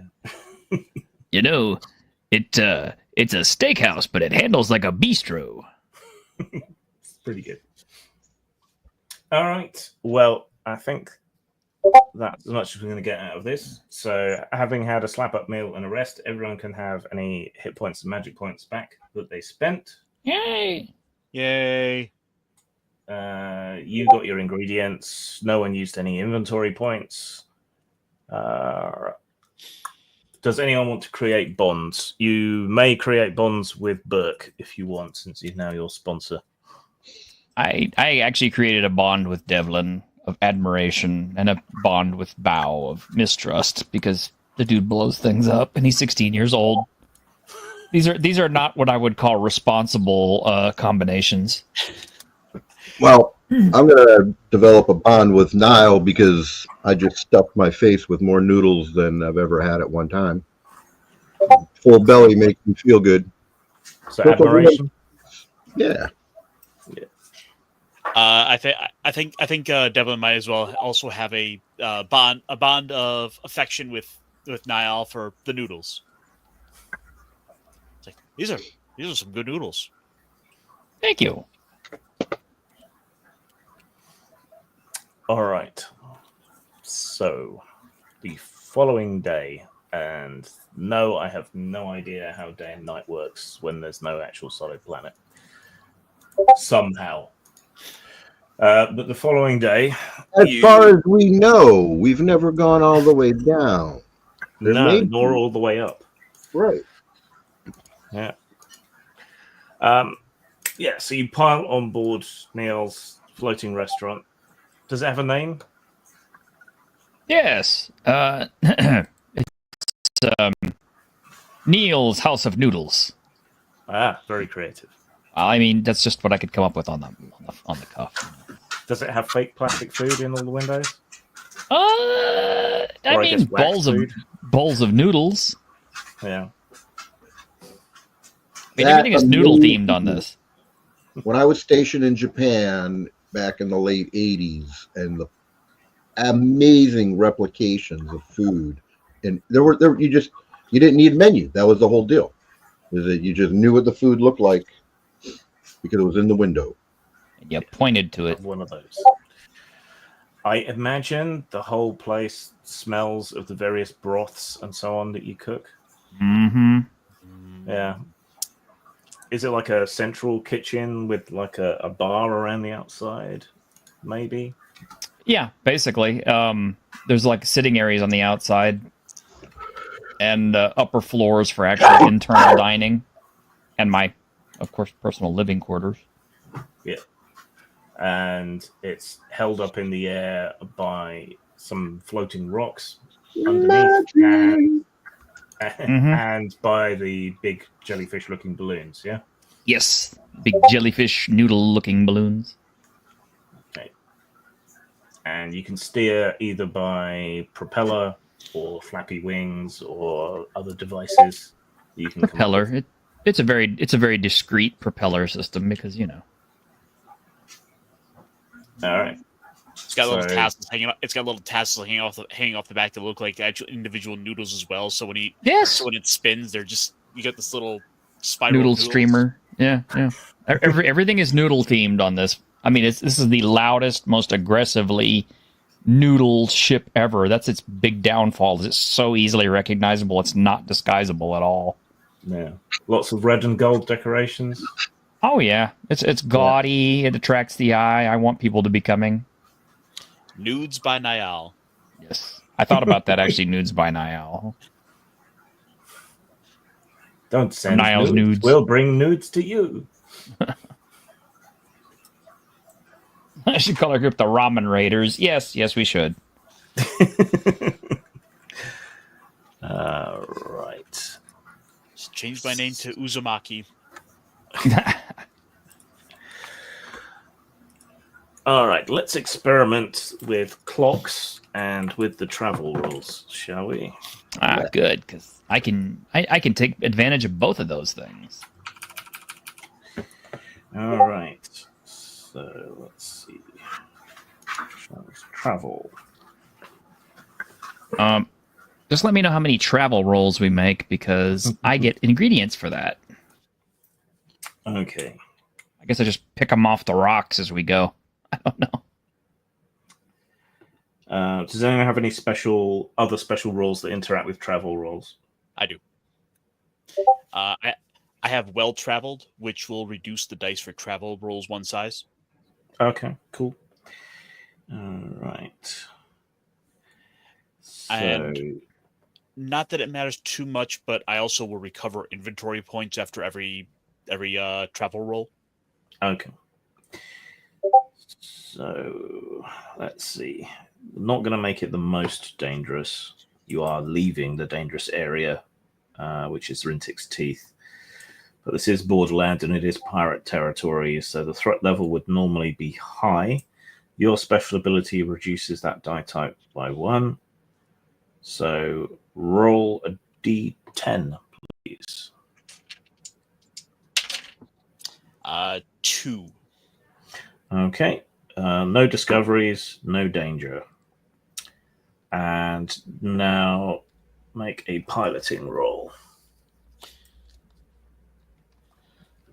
And that would be what? I would imagine Dex and Insight. No, perfect. D10s. 8 and 2 for 10.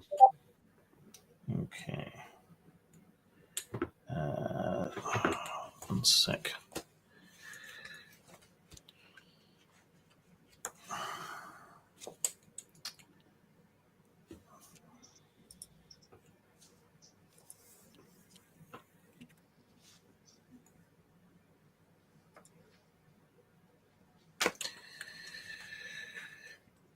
We will get better at knowing the rules inherently. It is our first night. Yeah, we've only played it once before. We definitely have more complicated characters. So unless stopped by an encounter danger, the characters proceed to the next travel day, go back to step 1, or reach their destination. Yeah. So I've created a 6-tick clock, but I need to find the open test rules to figure out how many ticks you fill in.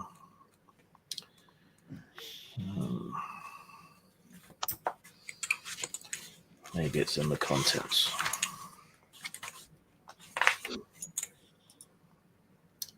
Sessions. Is it under projects? Might be under projects.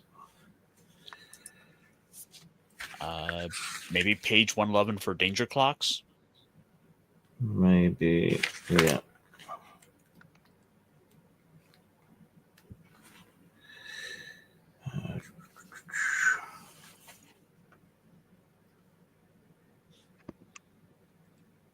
Oh, shit. Okay, that doesn't actually tell me what the rolls do. I know I saw something about how many ticks.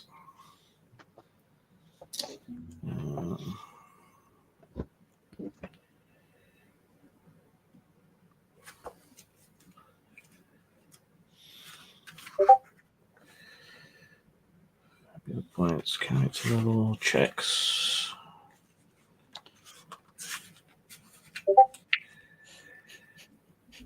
Opportunities, attribute checks, difficulty levels, checks in play, accuracy. Open checks.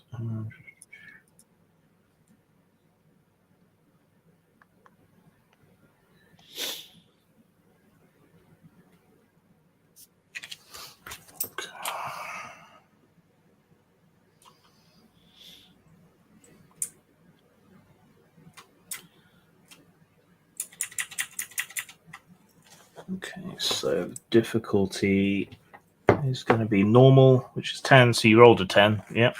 Yes. Okay. Right. So you've made it some of the way with no difficulty. Make the encounter roll again. Same D10. Yep. Another 2. Okay, and now make the piloting roll again.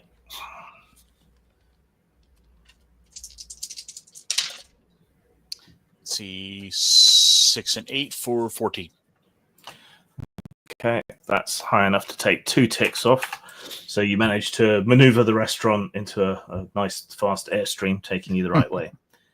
So there's been 2 travel checks, call them days, I guess, so far. Right, make another encounter check. Well, they don't have to be days, right? I mean, a They don't tick have is to be days. It could be whatever, but I'm deciding it's days. okay. 7. Okay, so that means you run into a danger of some kind, but can you still make the piloting roll again? Tap the dice. Oh, how many traveling rolls did we get in total? I will let you know when we finish traveling. Okay. 6 and 7 for 13. Okay, so that's another 2. Let's finish the travel rolls now. So do another one for me. For 1 or 2? Just a D10. 8. Okay, so that's another danger. And make the piloting rolls.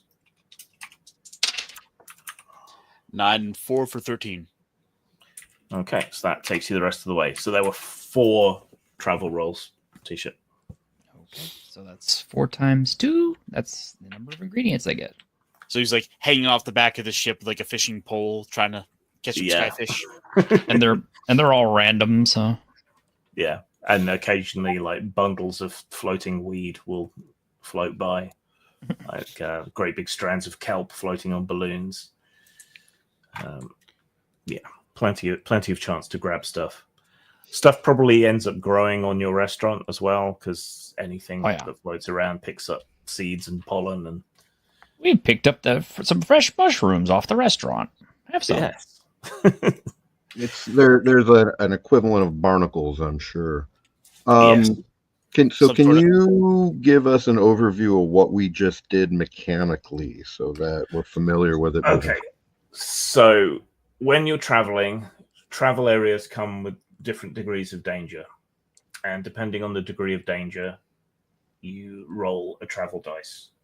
And so that ranges from D6 typically up to D12. You roll the dice. If you roll a 1, then you make a discovery, which is usually something good. If you roll 6 or more on the dice, then you encounter a danger of some kind while you're traveling. Some people have special abilities that allow them to scavenge or pick up debris or to fish and find food or whatever as they're traveling. So you have to take that into account as well. I made a series of piloting rolls. The difficulty on them was 10. So where Devlin got 10 or more, he got a success. If he rolled 13 or more, he got 2 successes off the 6 ticks that I had. And it took a total of 4 days, because I decided it was days, for you to arrive. But meanwhile, we have a couple of dangers to deal with. All right. Sky crabs. Sky crabs, yes. Sky squid.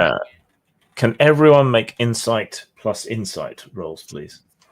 Insight plus insight. So just roll my. 13. Just roll your D8 twice. Yep. Okay. Just tell me who gets the highest. Don't add them together, right? Yeah, you add them together. Okay. So it's 11 for me. I got a 9. Is this an accuracy check? I need to know No, that. it's an insight No, it's roll. not accuracy. It's an awareness roll, basically. Okay, awareness. 10. 11. So who got the highest? June, I think. 13. I got a 9. Oh, no. Yeah. Okay, so Bao. All right. So Bao is hanging out outside on the little sort of railing and walkway that surrounds the restaurant as it flies along through the skies, watching Neil fish, trailing a baited line down into tufts of cloud as you float past them. Neil doesn't even really need to pay that much attention anymore. He's probably got like a string tied to his toe or something. All right, fish.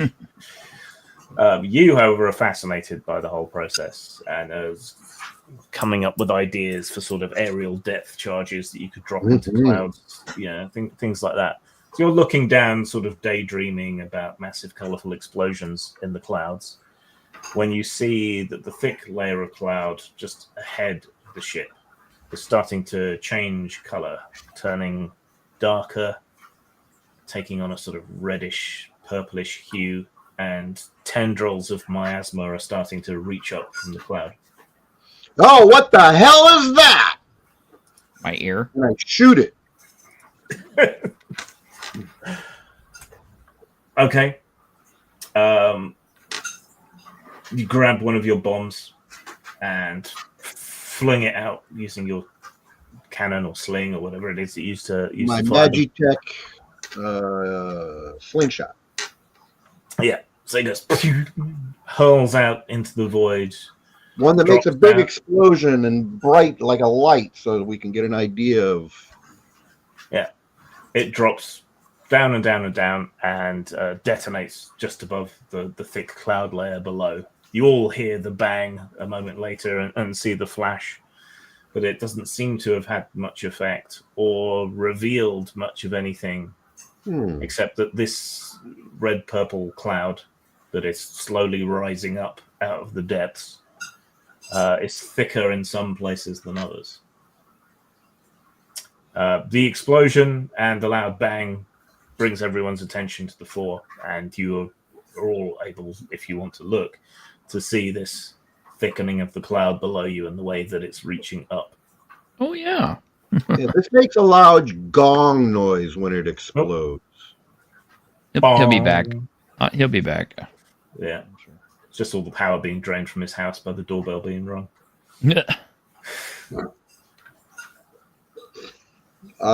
So we're looking at these multicolored areas. Does it look like they're all one? Because you made it sound like some areas are darker and then it's not as dark and then another darker area. So does this look like contiguous darkness or does this look like multiple objects causing darkness? It's one big cloud, but it's moving under its own power against the wind and reaching up and floating up into the path that you're taking. Kind of like an evil sky jellyfish. Hey, pilot. Hey, Niall. I mean, who's driving this thing? Where's the person in charge? Well, it's my noodle restaurant, but Devlin's flying it. Oh, okay. Well, I got a cat to feed. I'll be right back. Yeah, the ship handles like a dream. If we dreamt of noodles. There you go.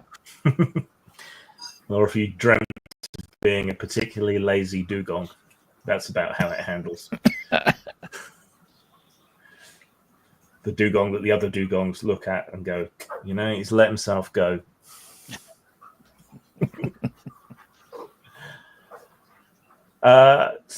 Well, I mean, some of you have encountered this before, and probably anyone who travels a lot. This is the fog capitalized. This is this weird stuff that people are seeing more and more often. Living clouds of something that reaches up through the atmosphere, scours islands clean of all life, devours ships. Bad news bears all around. What? I've never heard of this before. What the hell is this? Oh, that's not good. That's bad. What is it? I thought this fog was supposed to be out this way. What's it doing here? I wonder Well. if this is what June came out of when she entered this world. Well, Alright, it looks I'm gonna hungry, pop so I'm going to make a bigger special meal charge for it. into it. I want to get one. Let me see. What's my biggest? June just feels got close to Big kinship. Lord. Dragons napalm. Firebomb with lingering flame. Ignites the area, dealing damage over time. So I'm just going to drop it on it. All right. Bao leans out over the side of the ship, ignites a bomb and drops it down. It plummets towards the rising purple cloud and detonates, creating a short-lived rain of napalm that falls down through the cloud. Momentarily, where it's burnt through, it sort of evaporates some of the miasma, but it continues to rise relentlessly. The only thing you can really do is try to outrun it, and in a floating restaurant, that's not going to be very easy. Run away, pilot. I'm going to kind of look over at Bao and tell him, kid, this is a really beautifully made sampang wooden restaurant, so please avoid using fire. It was over the side. I did not I threw it over the side. And wait a minute. How do you cook the noodles? Fire, right? So you're saying this thing is not able to sustain. All right. I'm a little confused. It's in the metal part of the restaurant that's reinforced for it. How does Devlin, since he's piloting, wish to try and avoid this world-eating cloud? And you said it was beneath us? Yeah, and rising up into your path. It's the nothing. Well, we're pulling up. We're pulling up. We're starting to tip back and back. The plates and pots on the walls are starting to shake, lean. We're gonna try to outrun it. Okay. By gaining height. Yes. Hello. I suit up. Up. I'll jump up. Once I'm suited, I'll jump into the air and go behind the restaurant and do the Iron Man push. Okay. Right. So you, Rowan, make a might plus might roll. And why did you get 10 or more? Yeah, I got 17. Okay, so add 1 to Devlin's roll, which is going to be Dex plus Insight. All right. 4, 6, 7. Plus 1. Or is that with the plus 1? That's with the plus 1. Okay. Yeah, this thing does not handle particularly well. It might be time to reconsider lightening the load a bit. No problem. Let me help you with that. Well, Yeah. do you wait 1 sec? How much Okay. damage can your restaurant take? It doesn't have a damage total listed. Okay, so it'll be purely narrative. Yeah. Do you want to succeed at a cost? That's sort of up to Devlin, right? Yeah.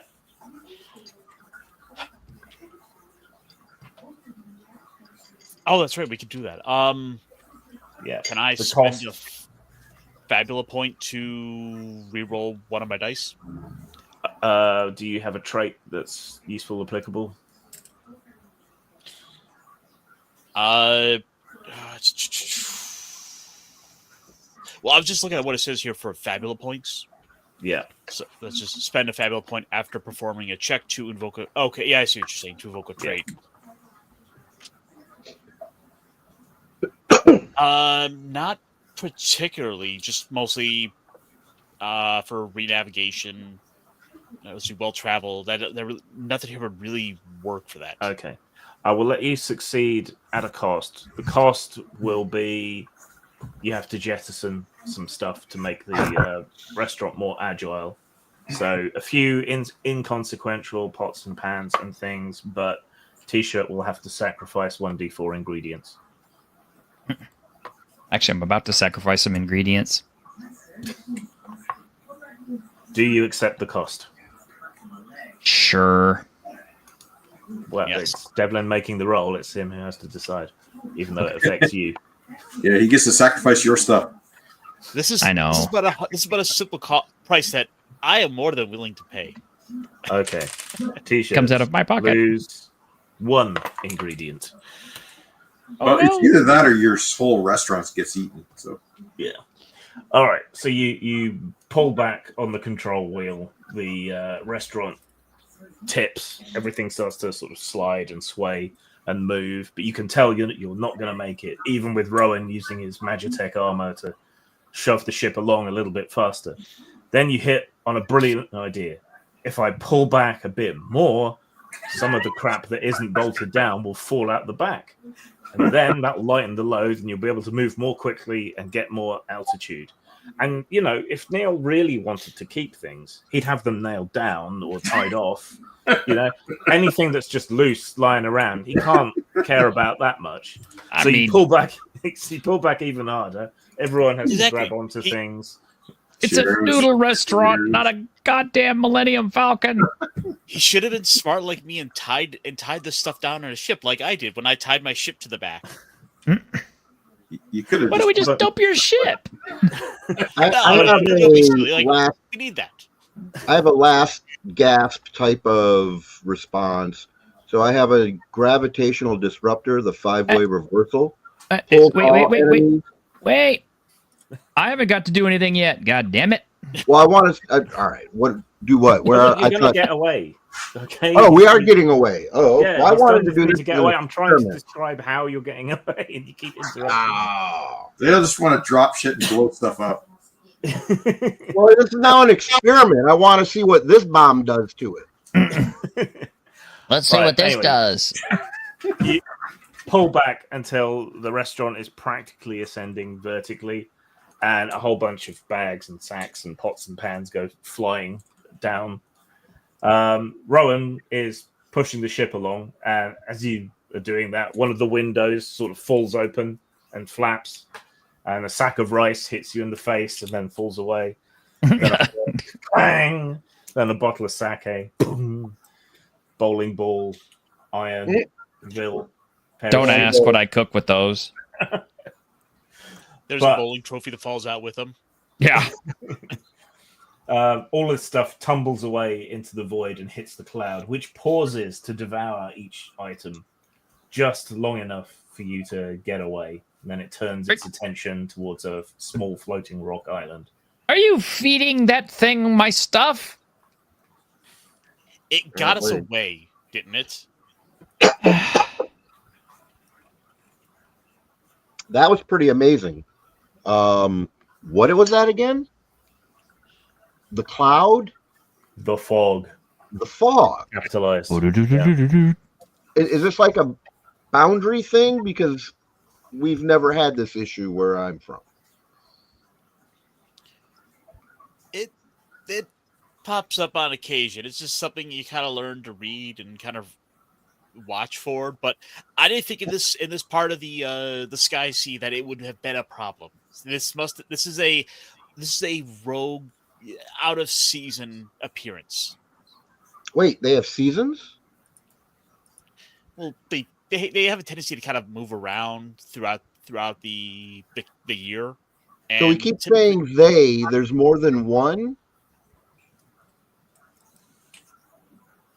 yes, I mean, come on, surely you should know this. Like, there's cumulonimbus clouds. There's there's the fog clouds. You have uh clouds of birds that will peck your eyes out. There's so much out there. So many But we don't. dangers What? out there. No, no, we don't have clouds that peck our eyes out, and we don't run away from clouds where I'm from. Well, you come from a very strange place because we do. I think your definition of strange is different than mine.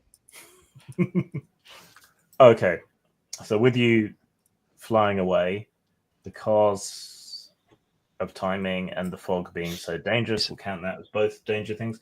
But we are at break time, so let's take 15 minutes. Yep. And then we'll come back and do the assault and steal the ship. All right. We will be back in about 15 minutes. See you all then. See you then. Hey! Yeah. Where's my mouse pointer gone? There it is. Okay.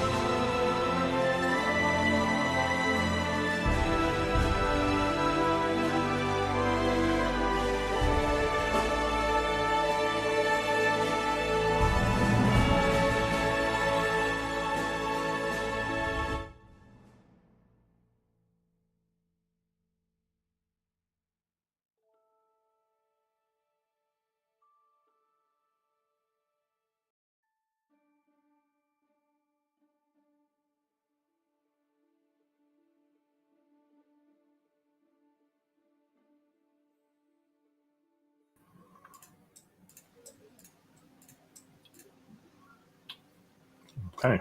Is everyone back? Yep. We're back.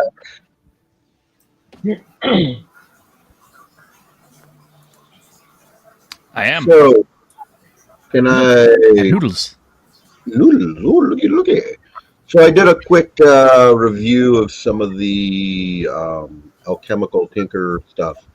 So there's two ways that my items work. One are things that I make in advance. And those go through projects.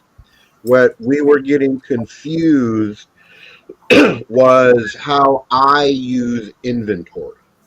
Okay. So anybody can use inventory and grab various shit out for various inventory prices. I can use inventory to go, man, I need something useful, but I don't know what it's going to be. And that's what how many points I spend versus how many dice I roll that then Right. tell the effects are. Those are the two different types of Mhm. items that I can have. Okay.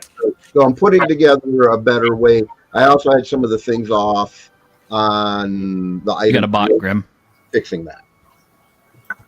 But those things have to be made individual. They have to be consumables, and they are projects, not grab bag. Yeah. They're made exactly the same way as I do some of my delicacies if I'm not making them in combat. I bet it's exactly the same. Yeah, like most of mine are like 4 to 6 project pies. Right.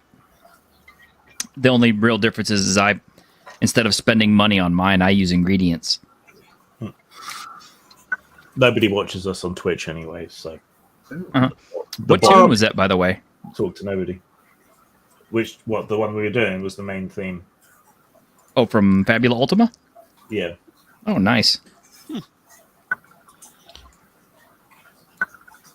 supposed to have the travel music in the background. There it is. Just very Yay! Just want to make sure I can speak over it. Okay. Right. Okay.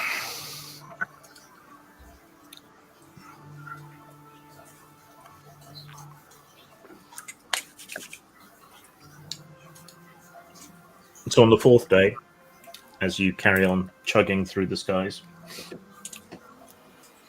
you finally spot what you take to be the shogunate fortress in the distance, such as it is. It is a mere border outpost from the looks of it. It's been built into a small floating island which hangs below it like a great big sharp shard of rock. There are pipes and machinery and doodads plugged into the rock from the fortress itself, which is sat on top and looks like a sort of squat concrete pagoda. Whatever animal or plant life used to cling to this flying rock has been removed to make room for that. Attached to it are a couple of docking gantries, and attached to one of the, well, more like a docking tube, I guess, than a gantry. But attached to one of them is what you take to be this vessel that you're supposed to be stealing. It's sleek, new looking. The ship itself sort of grows out sideways from a levitation stone that it's built onto. It has a great sharp ramming prow on the front of it that looks like the blade end of a katana, but more pointed. It's nice, but I bet their kitchen sucks. And there are a couple of turrets, one above, one below, with small cannons sticking out of them. The levitation stone at the rear of the vessel is covered in intricate-looking coppery constructions in weird runic patterns. You're not entirely sure what they do. Those of you with some magical knowledge, which is only Neil And Bao. June is an elementalist, kind of, sort Oh, of. you are an analyst. All right. Okay. So those rune patterns look like techno magic to you. A fusion of magic and technology, which is unpredictable, but often powerful.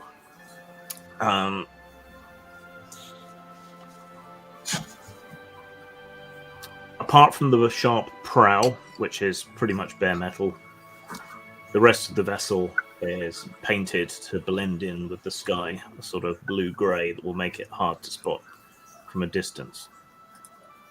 It looks all too perfect to be used as a pirate vessel. Plenty of room for crew, not too big, not too small.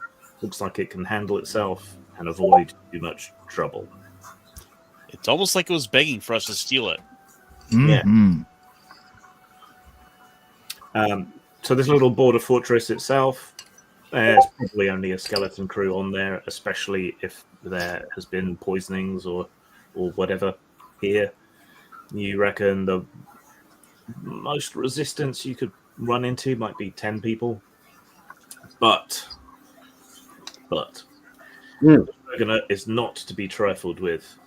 Their warriors are powerful, their technology is deadly, their ships are dangerous, and they can hold a grudge.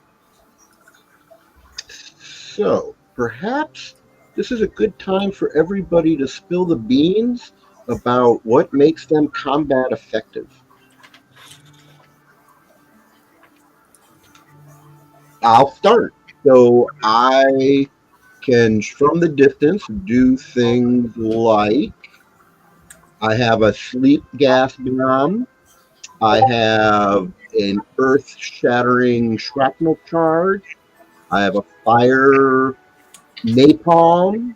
I have this gravitational bomb that can pull people together that makes it better for area of attack. And I have a smoke screen. Do you have anything that doesn't blow up the ship that we're supposed to take for our own? These are, so most of these are, so like Whispering Chrysanthemum is a sleep gas, right? The five-way reversal is just a way to move people into a common area, pull everybody together.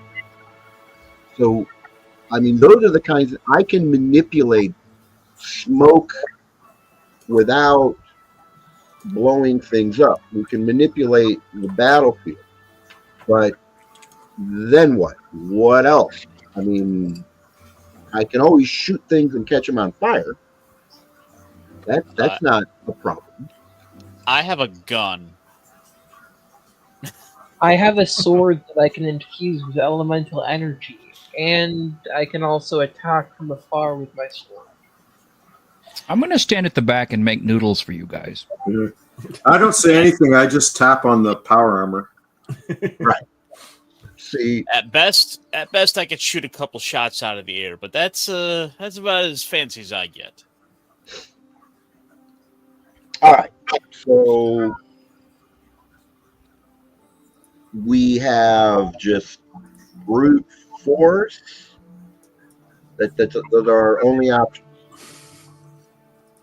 Just so we know where our strengths and weaknesses are, and that we play to our strengths when we formulate a plan. All right.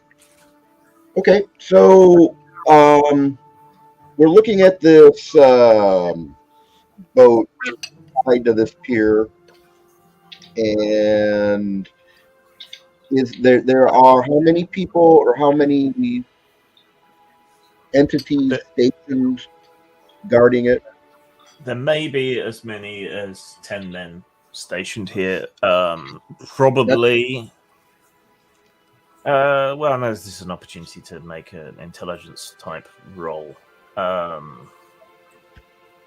anyone who's ever had any experience with the shogunate, roll insight plus insight. Oh, I have. I think June probably has as well in her travels. All right. That's my whole background. How do you do the use a Fabula point thing to So make you it better? spend a Fabula point and you can re-roll one of them if you want. Okay. I got an 11. Got a 10. I got 16. Nice. So I just want to reroll. 4.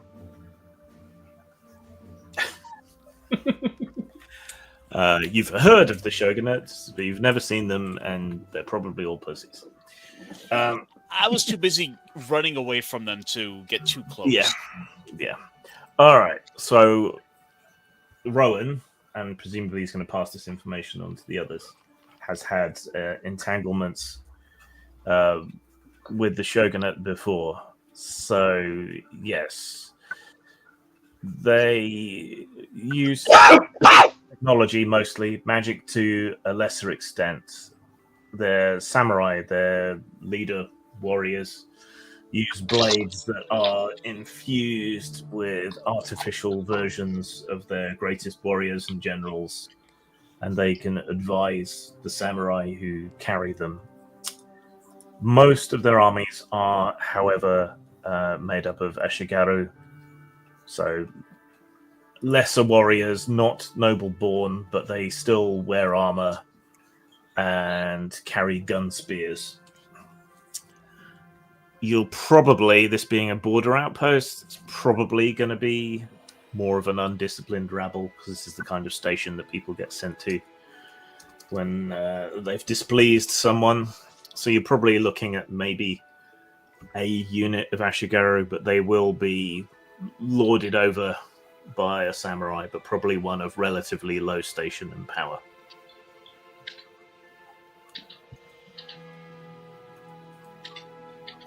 Okay. So Considering they were all poisoned before, I doubt they're going to accept gifts of free noodles from me. Good choice. Good point. So in my background, one of my possible reputation points is that supposedly I may have actually blown up one of their ships. Yeah, not necessarily on purpose, but yeah. Oh, who did we lose that time? Not me this time. Oh. That was Ed, wasn't it? Who was just speaking. Yes, it was. Okay, hopefully he'll be back. He blew up his own connection by accident. Uh-huh. All right, so any ideas on how to infiltrate or whatever to steal this ship? How's it connected to the dock? Like, how's that? There is a metal docking clamp extended out the side of the fortress and clamped onto the side of the ship. So we would have to get that unhooked in order to be able to make off with it. Mm-hmm. Which isn't going to be able to be done without much notice unless we could distract them. Does it look technical, or like technological, or? Yeah, it looks technological. All right. Can you hear me? Am I back? Yes. Yes. Right. Oh, Jesus, man. That was crazy. Yeah. Right in the middle of me going, ah! Yeah, so I would have an idea if they are primarily or how easily are they affected by magic, right?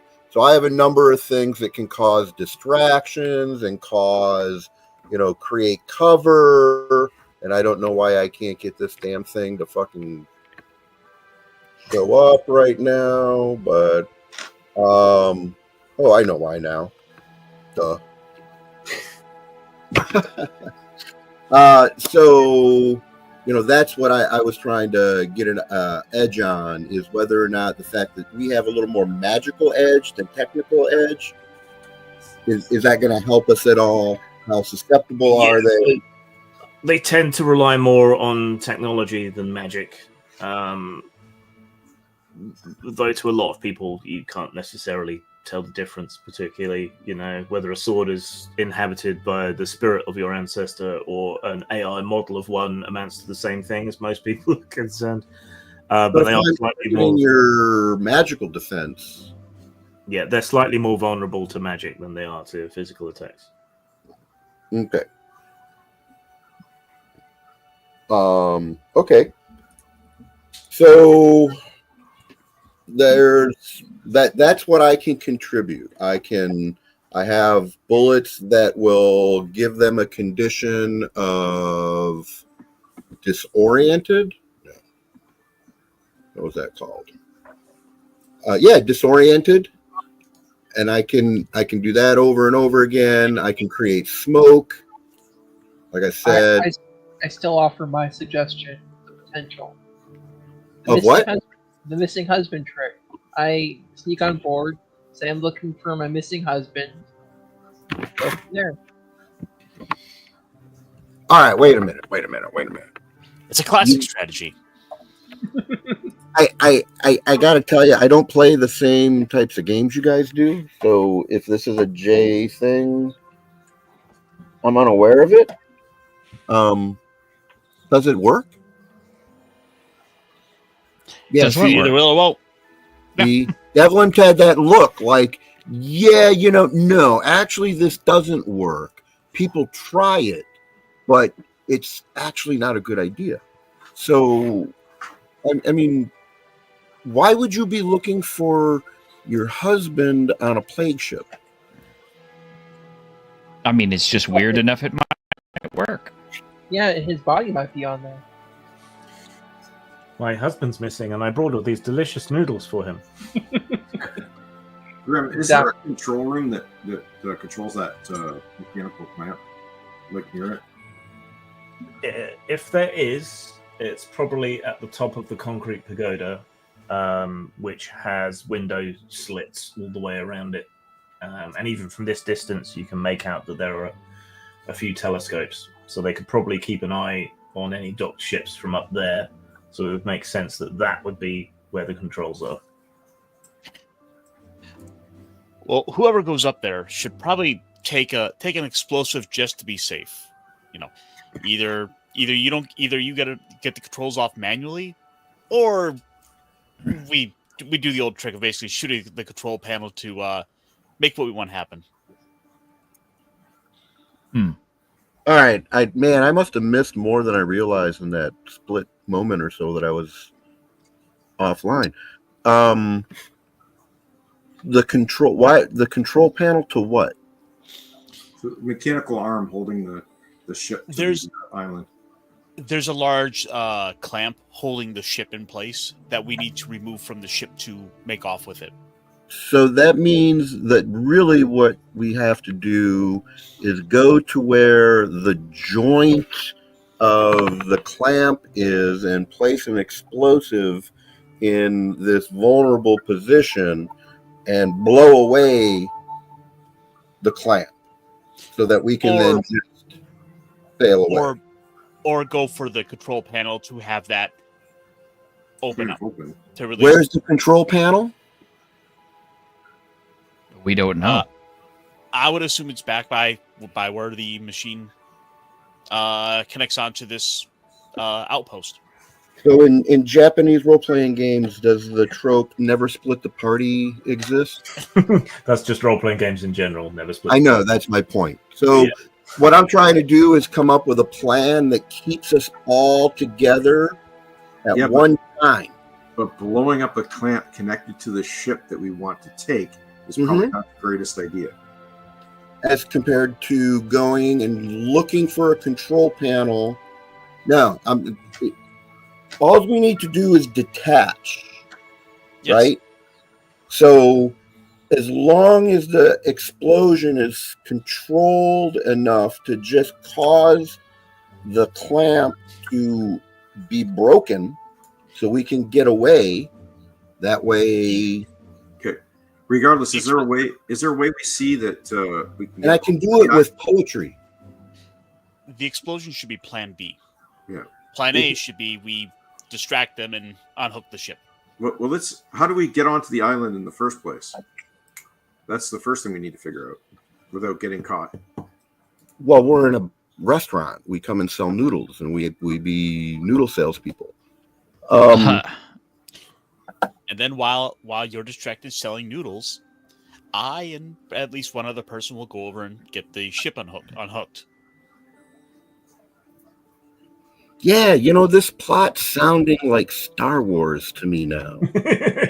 That we're gonna go and turn off the. Yeah, you caught it exactly. That's what I'm starting to get a vibe of. I have a bad feeling about this. I think Obi-Wan would be an NPC in that Star Wars campaign. Yeah, Definitely. Well, if you're going to use the noodle barge as the distraction, I could fly me and two of you, one in each hand, to the top, and we can enter, blow our way in and get to the controls. I'd kind of prefer not to subject my business to withering fire from No. That's enemies. That's why I said if three of us went to the top, not with your boat, and you guys were the distraction, like serving noodles and stuff and getting people busy, and then later we launch once people are busy down where you are. So we want to make sure that we tie up right next to the ship we're stealing, so we can tie off the noodle boat to the stolen ship, so we don't leave it behind. Or we just kind of walk in the front and take everything. What? Daylight charge across the minefield. It's the last thing they'll be expecting. I mean, I'm a gambler, so. I gotcha. So, no, why would we go to the top of this thing? Is there an assumption? Because that's where the control center that we can see with all the periscopes and that watching is. That's the control center, or that's the crow's nest? No, he already said that's where the control center is, up there with all the periscopes watching the moored ships. Yeah, that is the heart of this place we need to get to. Yeah. Think of it more like a control tower at an airport. And we need to go there to get clearance and, get the ship unhooked. They got all the release controls and everything up there. All right. So operations versus flight control are two different things. The control panel controlling a gantry type device at the pier side, the control panel is going to be right there. It's not going to be up where they're keeping an eye and doing the air traffic control part. Those are separate functions. Well, either way, we still want to be able to sabotage that so that way they can't track us.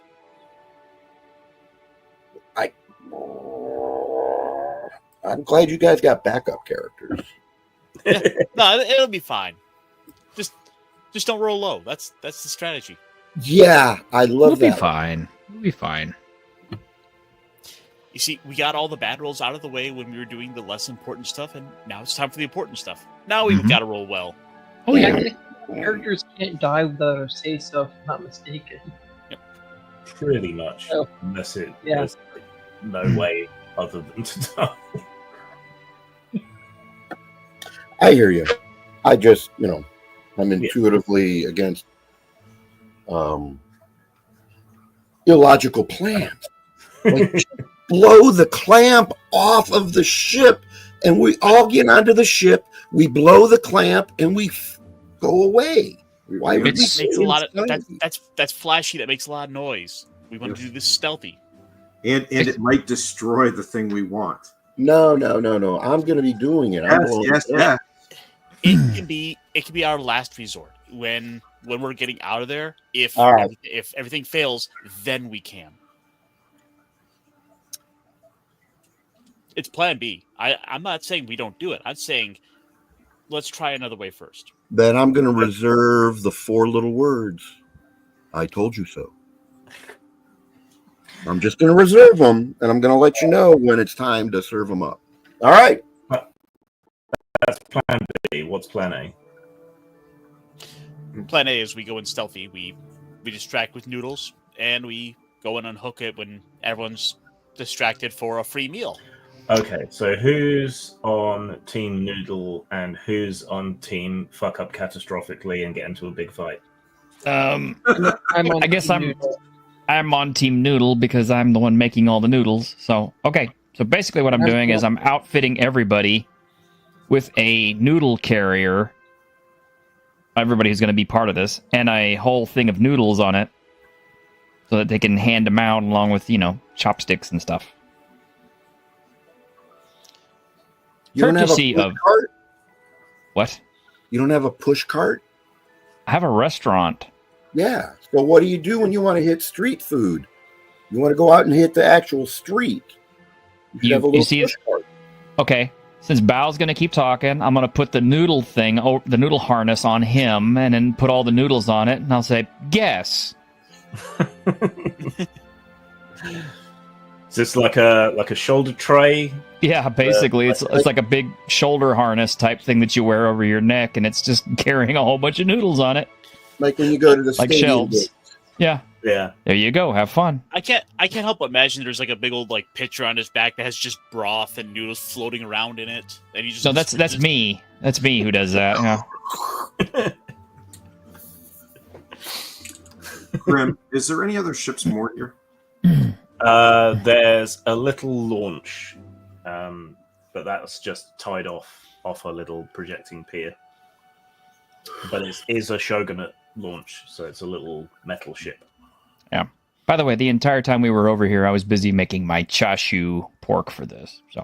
And what's the bottom of the place look like? It's a big pointy lump of rock pointed downwards,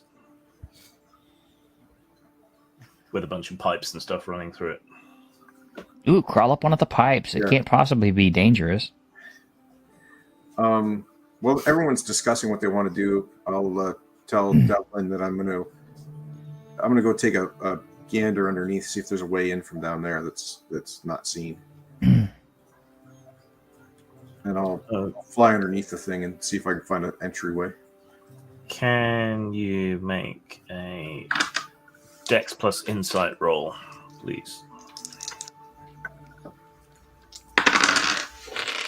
10. 5 and 5, but I don't think that matters. Okay. Right, so you move to the back of the ship as out of sight as you can be. In your armor, jump off, plummet there, and then fly around underneath the island. Yeah. Scoping the place out. Okay. All of these pipes, well, half of these pipes that are sort of penetrating the rock and spiderwebbing over it, half of them seem to go into what looks like a boiler house of some kind, towards the bottom of the concrete pagoda. The other half go into another building that looks similar to a boiler house, but lacks the chimneys or anything that such would have, and instead seems to be covered in even more pipes, and they're sort of snaking backwards and forwards all over the concrete. Does any of it look weak enough that I could punch into it?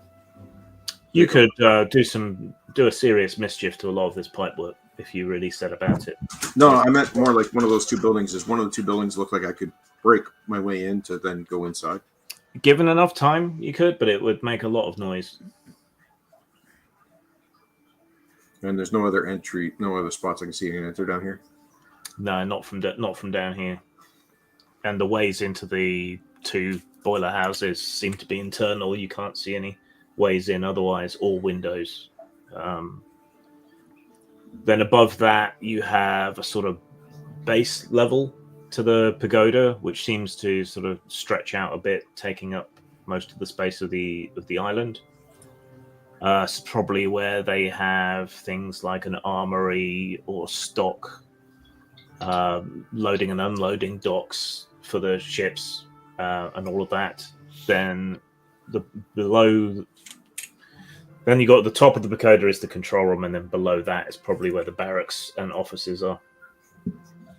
All right. So there's no spot below here that you can enter, sort of not unseen, but less. The lowest less area you could enter from would be via the docks. That's where there are entryways. Okay.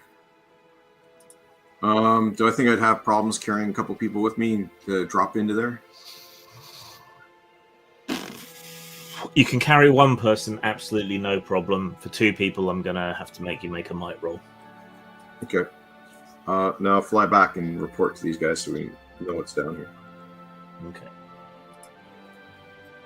I assume everyone was listening. Sort of. I heard one person okay, two person requires a roll. That was the most important part because that was about flying and carrying people. So when I get back, I asked Devlin, to explain to Devlin what I saw. You want a couple of us to go in that way, and we could try to sneak up to the controls. If we can get them look, the way I figured, if we can get them all distracted with the food, I know there's gonna be a lot of hungry people here, probably getting sick of getting the same old meal day after day, and a noodle ship showing up is gonna cause a bit of distraction. It's gonna have a few of them out of here. So I think this is probably the best way for us to approach this. Well, do you want to be the one to come with me, or? Let's do it. Okay. So me and Devlin will take the flight path. Okay. Okay. And Can I interject here a little real world how some things work? Okay, one sec. Yeah. Can you make another Dex plus Insight roll, please? 12. Okay, thank you. Sorry, yeah, what were you asking? All right. So when you're sitting on board a ship and what we call the Roach Coach pulls up, they announce over the 1MC, Roach Coach is now on the pier, and everybody comes out and goes buys their Geedunk.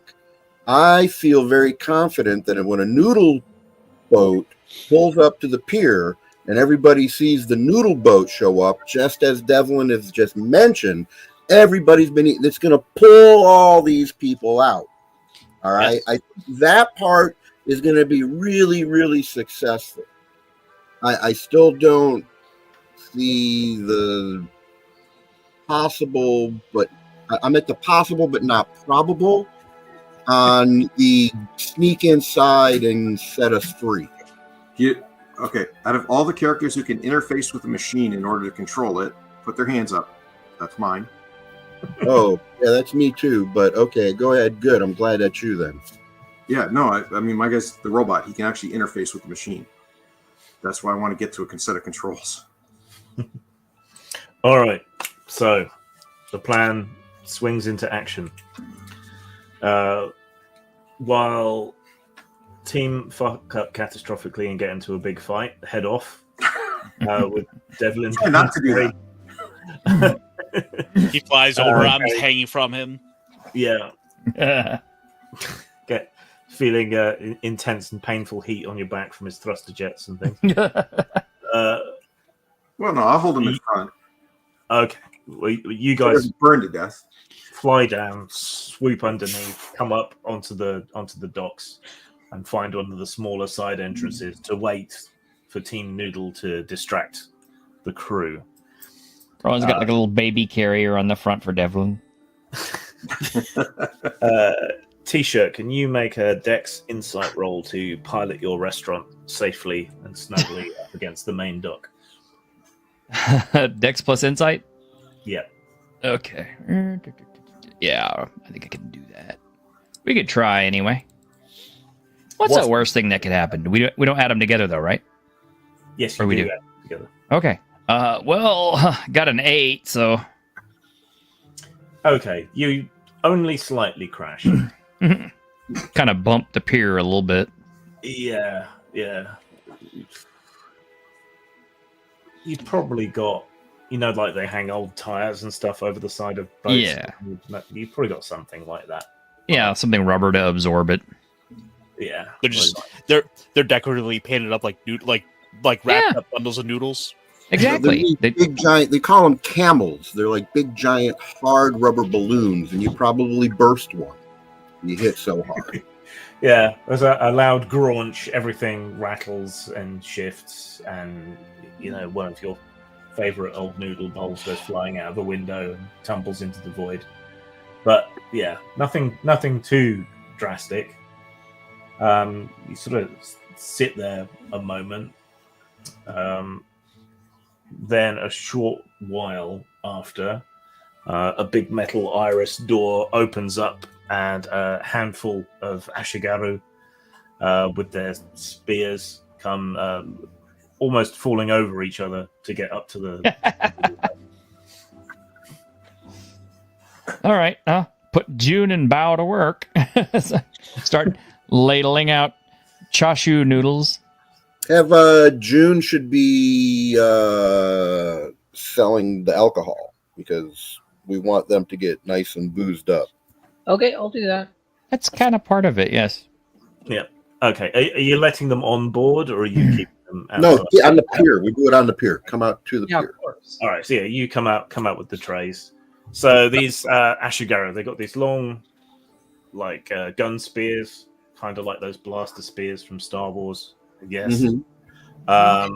They wear quite heavy armor, conical hats with metal rings studded through them, and bronze demon masks, Oni masks, which they pull aside and let hang down.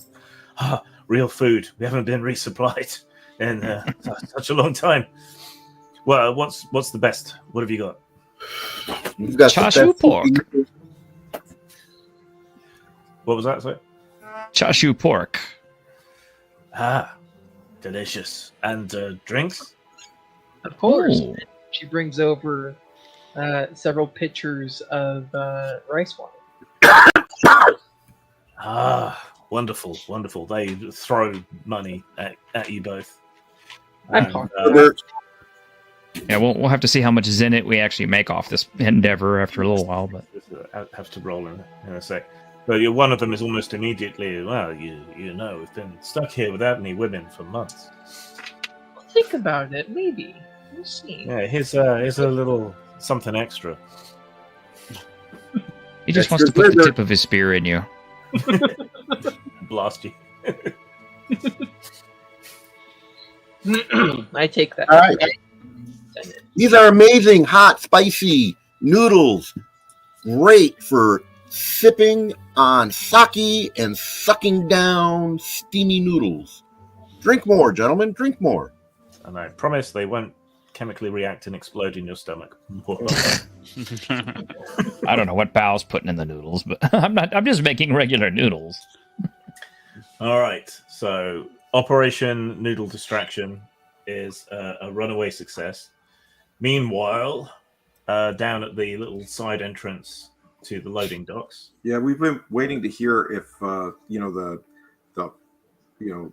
announcement that there's a food vendor there thing go off.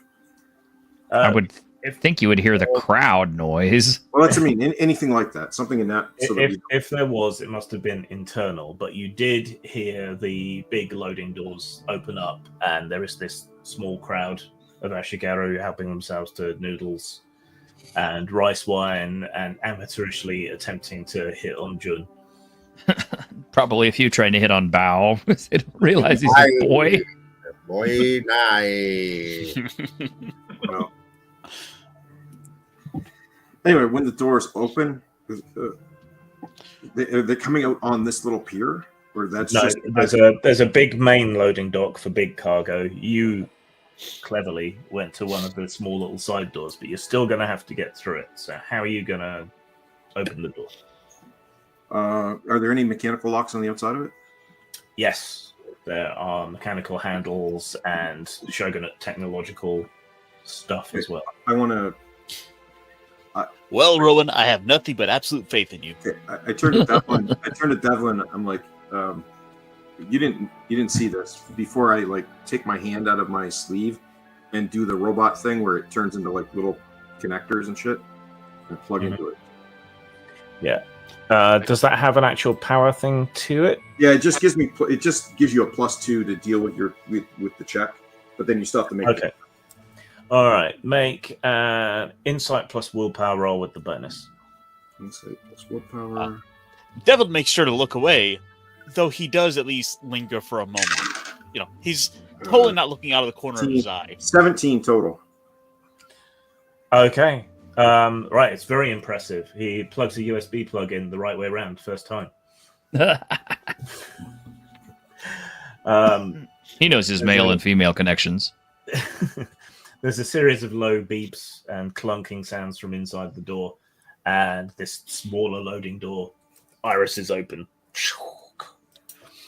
Inside, there's a rather large sort of warehouse cargo bay type space, but there's not a lot of crates or anything in here. So it's newish, but it hasn't been used very much.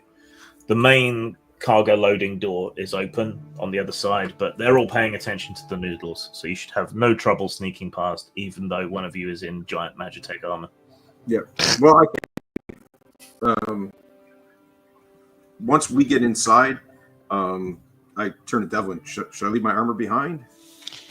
Do you think there's going to be a lot?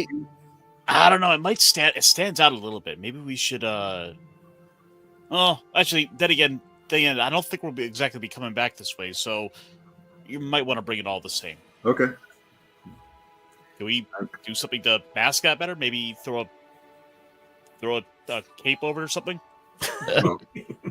I can just hover. So I'm speed on the steps. I'm getting full Metal Alchemist vibes from you two. just hug the ceiling. It'll be fine. Yeah. Just put a poncho over it. Ponchos disguise everything. So anyway, I'll follow you. We need to get to the top. It worked for Raphael. True. Okay. Can you both make Dex plus Insight rolls, please? Yes. 11.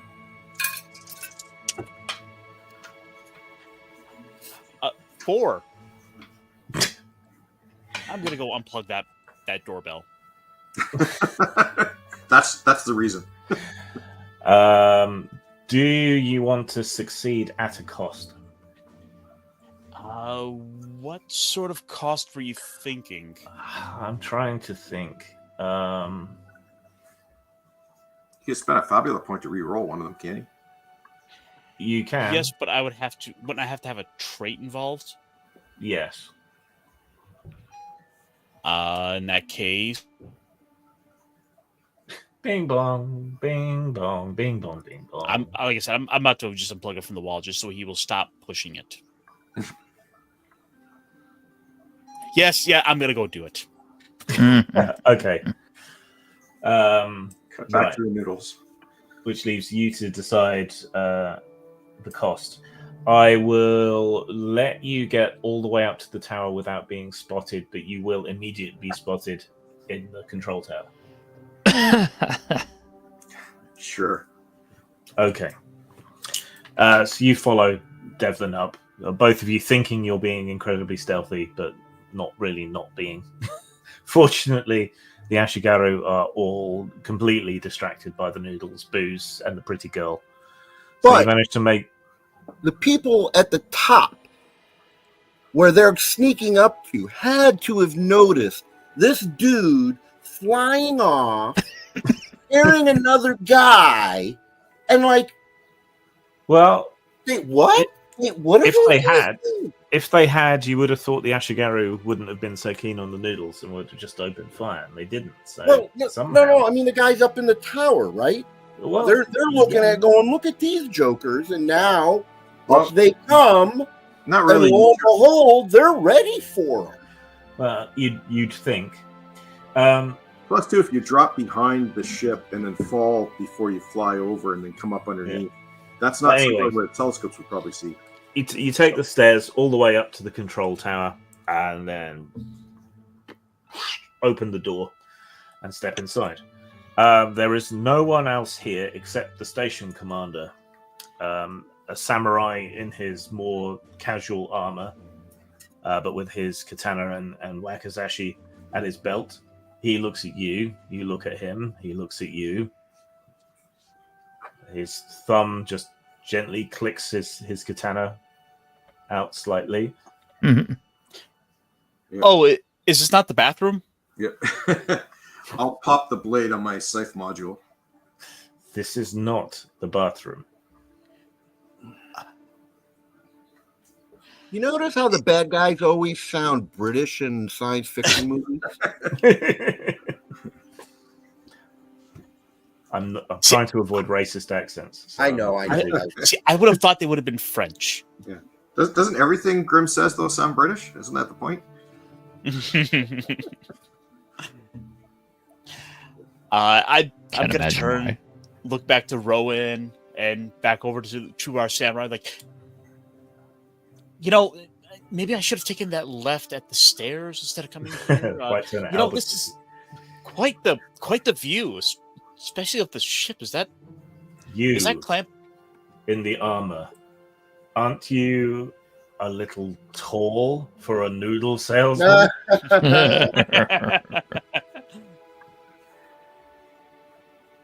Well, obviously there's no chance to talk with this guy, so I popped the scythe blade. Okay. Her look back for him. Hell! Pull out the gun. Okay. Can you make an initiative roll, please? Which of you is fastest? It's Dex. It won't be me.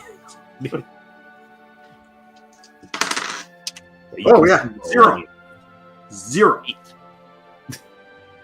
What, you rolled double one? No, I rolled 1 and a 3, but I have a -4. Okay. And what did you get? 0. 8. Okay. Right. Yeah, you draw your side blade, and in a whirl of action, almost... everyone gain a Fabula point, because he's a villain. In a whirl of action, almost too fast for you to comprehend, he draws his blade from its sheath, cuts a circular hole in the wall, and leaps out of it.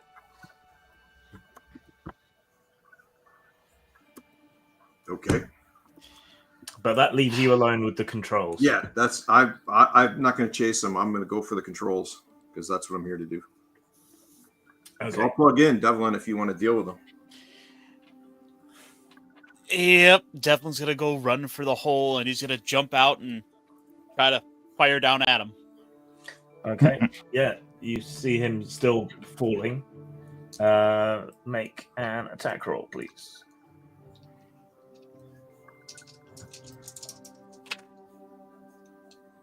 5, 6, 7. Okay. The shot misses. You see him stab his blade into the side of the island, and it sort of scrapes and sparks and cuts down it until he stops. And he, keeping behind the pipes and behind the rock, he starts moving around on the underside of the island. You can't really get a clean shot. Can Rowan make insight willpower roll to trigger the controls? 16. 8 plus 6 plus 2. Okay. Right. No problem. Right. The rest of you hear the controls switching over, and the docking tunnel detaches noisily from the ship and starts to retract. The Ashigaru go drop their noodles and go running back in as quickly as they can. I think that's our cue to board. And exactly. I take a line and tie it to, and run up onto the new ship and tie off the noodle boat. Yep, that's exactly what I wanted you to do. June anime jumps onto the ship. And I'm also getting onto the ship.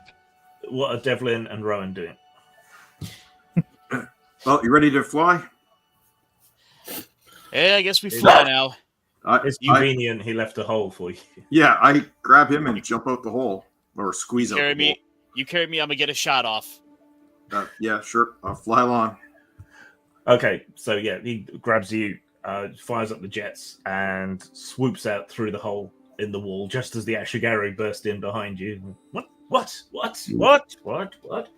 No idea what's going on.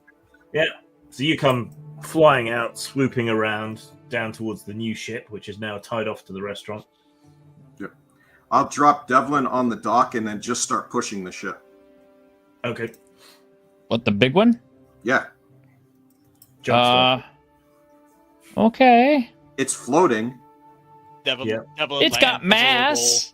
Gets Yeah. back to his feet and But gets it out gets of- it moving. Hey, Okay. Devlin, I think we need you on board the ship. Yeah, I think you're right. He's gonna, he gets dropped. He's gonna do a little roll and get back onto his feet and stumble, start running for the running for the cockpit. Okay. We're just kind of drifting off away from the pier. You better get on board before we drift away.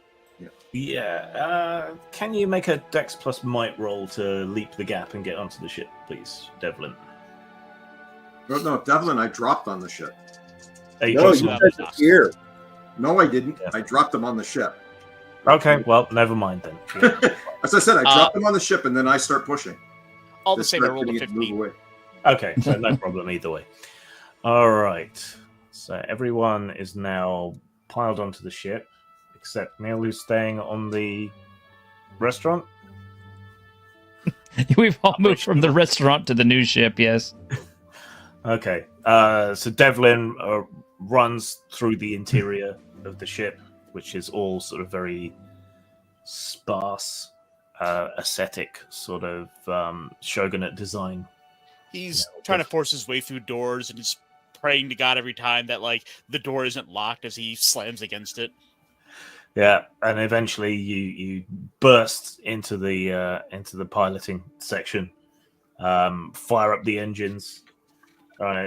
Anyone who's still outside, which is none of you, but I guess the Ashigaru see all the runes and stuff light up on the big stone at the back of the ship, and it begins to move. Right, you move away from the docks, towing the restaurant behind you. You're all sort of, we made it.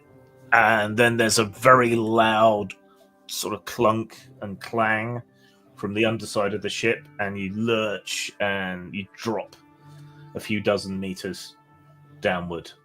And Well, that's not good. you hear clanking noises from underneath the ship still going. And then you hear some more clanking and thumping noises. Sounds like they're coming from the cargo dock Uh-oh. within the Drop- ship. Drop below the cargo ship. dock. Drop below the ship and see what's going on. Okay. The cargo bay doors at the bottom, which are also used as bomb bay doors, are open, and that's all you can see at the moment. Oh, that Fine. guy crawled in. Fly into the doors. All right, you fly up to the inside, and you immediately see what looks kind of like the insect tank from Ghost in the Shell, but more sort of steam powered. It looks like it's a power loader of some kind. Okay. It has big pneumatic claws, and it turns and looks right at you. And through its little viewport, you can see that samurai's mask. Okay. Right. I know not everyone is directly involved in anything in combat range yet, but can everyone make an initiative roll? So that's Dex plus Insight. And who has the fastest? Not me. 13. 8. 8. Okay. Mighty 2. Okay, then. So you Oh, lose. Sorry, what did you get? I got 5 plus 6 minus 3, so that is. It's not enough. I don't. Or wait, no. Hold on. I'm just doing calculations. That's 11 minus 3, so it's 9 or 8. Okay. So Neil is the only one who got higher initiative. I think Did you lead it? No, it was the character who's not here that led it last time. But I guess we'll take you as leader then.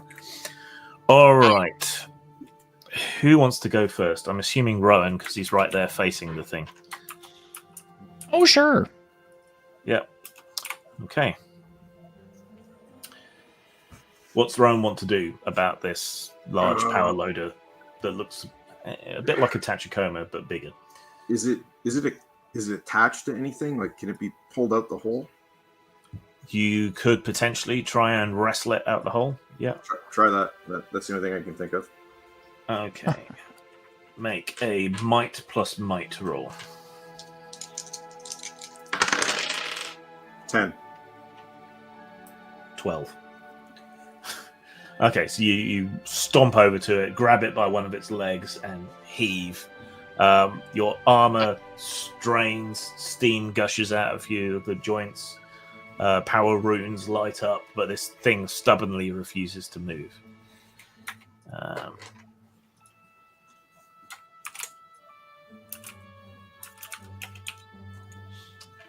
You may want to change to some combat music, by the way. Oh, yeah. Is there a boss fight music?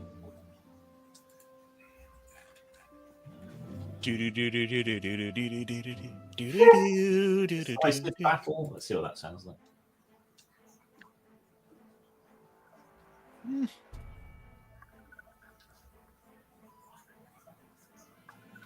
Says it's playing. I hear it.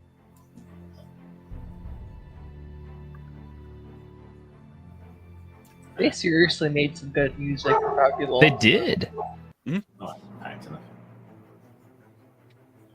That's better. Okay. Final battle. There we go. All right, so it gets a go. It twists one of its loader claws around and tries to grab Rowan and pull him off it. So it makes a might plus might roll. What's your physical defense? 16. 10, 11, 12. All right, so it manages to get hold of you, but you manage to push it off you. Who wants to go next? I'll go next. Okay. So You are I'm not gonna in the loading dock yet. head to where I hear the ruckus. Okay, so you scramble down through the decks. Just make a dex plus dex roll. If you get 10 or more, then you manage to get down there. 9. Okay, so you're not quite there yet, but you can reach there next turn. Okay. All right. I got it. So I have a question about this action. So I'm moving. That is my action. I can't do an inventory, like reach in and use my inventory points to get something. That is an action in and of itself. You can use your minor action to move, and then use your main action to fiddle about with your inventory if you want. Okay, so I'm going to use my major action. I want to spend 4 inventory points for this experimental magical EMP device that I've got. Just one out. Okay. You can roll the dice and handle that while I carry on. Okay. You didn't reach there yet. So, right. The power loader, the Rodosha, gets a second go. It brings its other claw in to try and grab Rowan by the legs. Your defense was 16, wasn't it? Yep. Okay. Again, it manages to grab hold of you, but your armor is really strong and manages to struggle free. Okay. Who wants to go next? I guess I can, though I think since I'm at the helms, I'm a little more limited for what I'm able to do. Yeah. You could rock the ship. That was going to be my next guess, was just to tilt the ship to see if that... maybe are there maybe some cameras I could see what's going on in the cargo hold? Yeah, why not? Yeah, a little magical 3D projection comes up of the cargo hold. In which case you can. In which case I could conceivably see which way to tilt the ship. Yeah. Make a Dex, or Dex Insight roll, whichever's highest. It's the same either way. Okay. Let's see. 4, 6 is 10. Okay. No, it doesn't have any effect. This thing's pretty squat and it's got 6 legs, so it's hard to knock off balance, but it is a good idea. So that was Devlin. Right. Because it's a boss, it gets another go.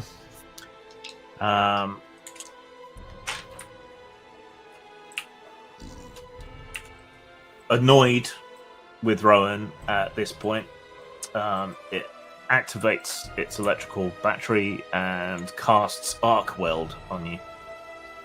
What is your magical defense? 14.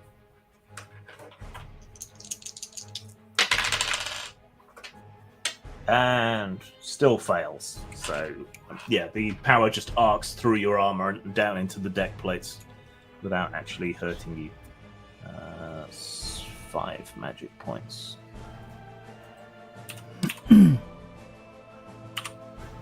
Okay. Who's up next?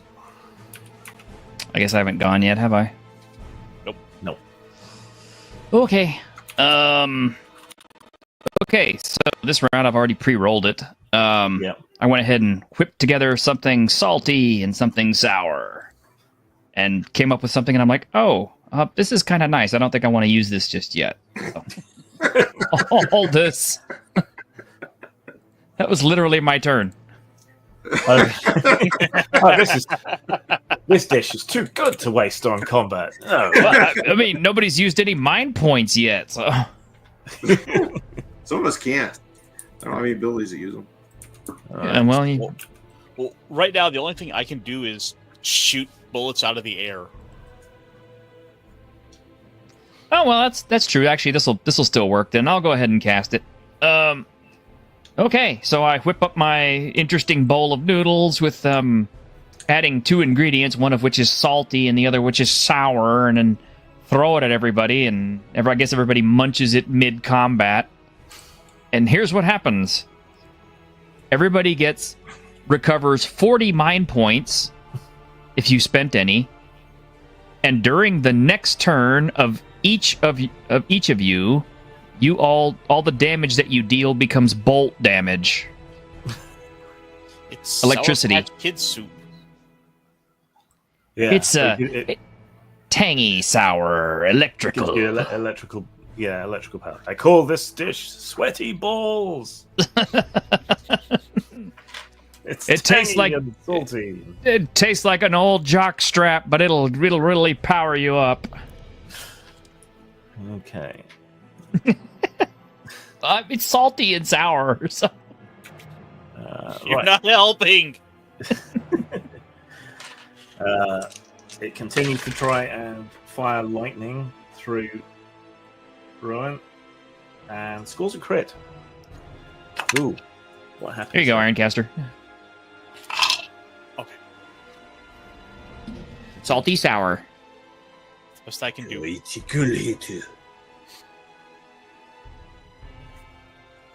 Hey, what are you drinking? Is that a sarsaparilla? Spreacher. Oh, it's a Sprecher, root beer. Those are good. Went to Menards today. Opportunity. Right. Opportunities.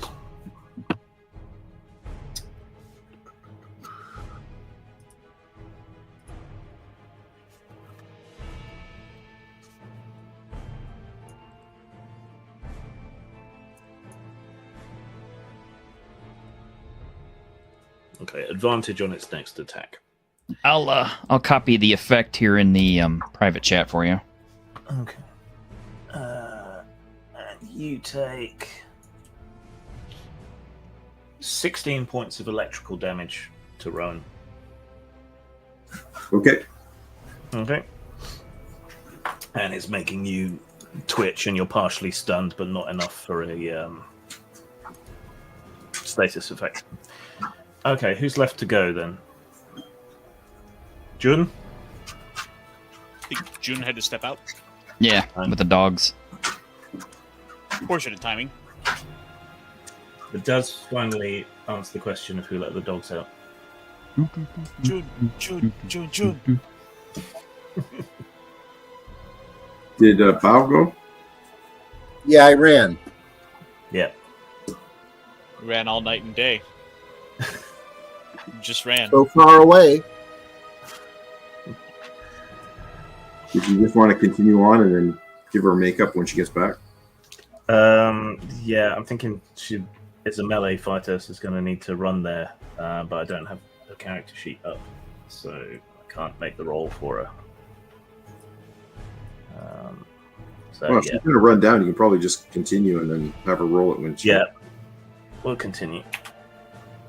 Okay, so new turn. Who wants to go first? I can. Using that display, can I check to see if there are any other threats on the ship?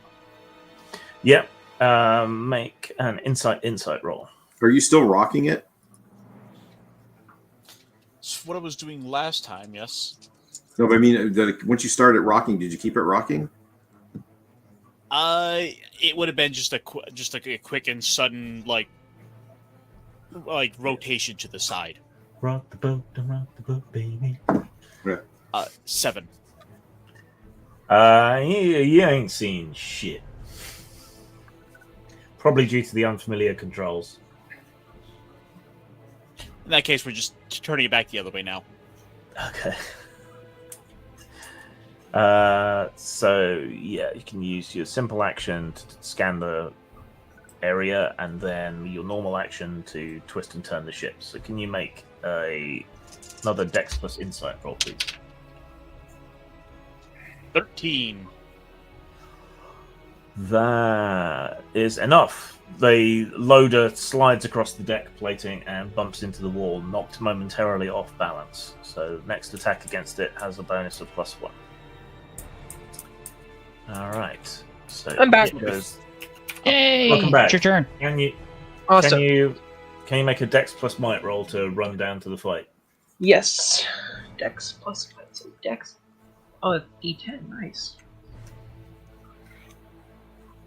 10. What if I do All the while, 10? the entire ship is just getting flipped around and around like it's in a spin cycle. Oh, my D10. I have it right here. I'll just use one. I'll just use the 10's number. Sorry. Oh, it's Dex plus Might or what? Dex plus Might, yeah. Oh. Never mind. Roll this way. That is 13. Okay. Yeah. So you sort of slide down the stairs and leap down into the cargo bay, where you see Rowan facing off in heroic melee combat against a gigantic mechanical loader crab thing. Okay, can I use one of my spells against? You can when it's your turn again. Do we want to Okay. let them go again, or does someone else want to go first? Oh, let him go ahead and Right Actually, now, 'cause I if was you go- thinking about fight next. You two keep interrupting each other, one at a time. Okay. T-shirt. Yeah. Why don't you go ahead and let June go? That way she can get the effect of my treat, which I bet you missed what it was. No, I wasn't there. I thought what it was, but if I hit it using your treat, that's the +1. No. No. It's the Check magic the points. private messages. Yes. Yeah. If you used up magic points, you get 40 of them back.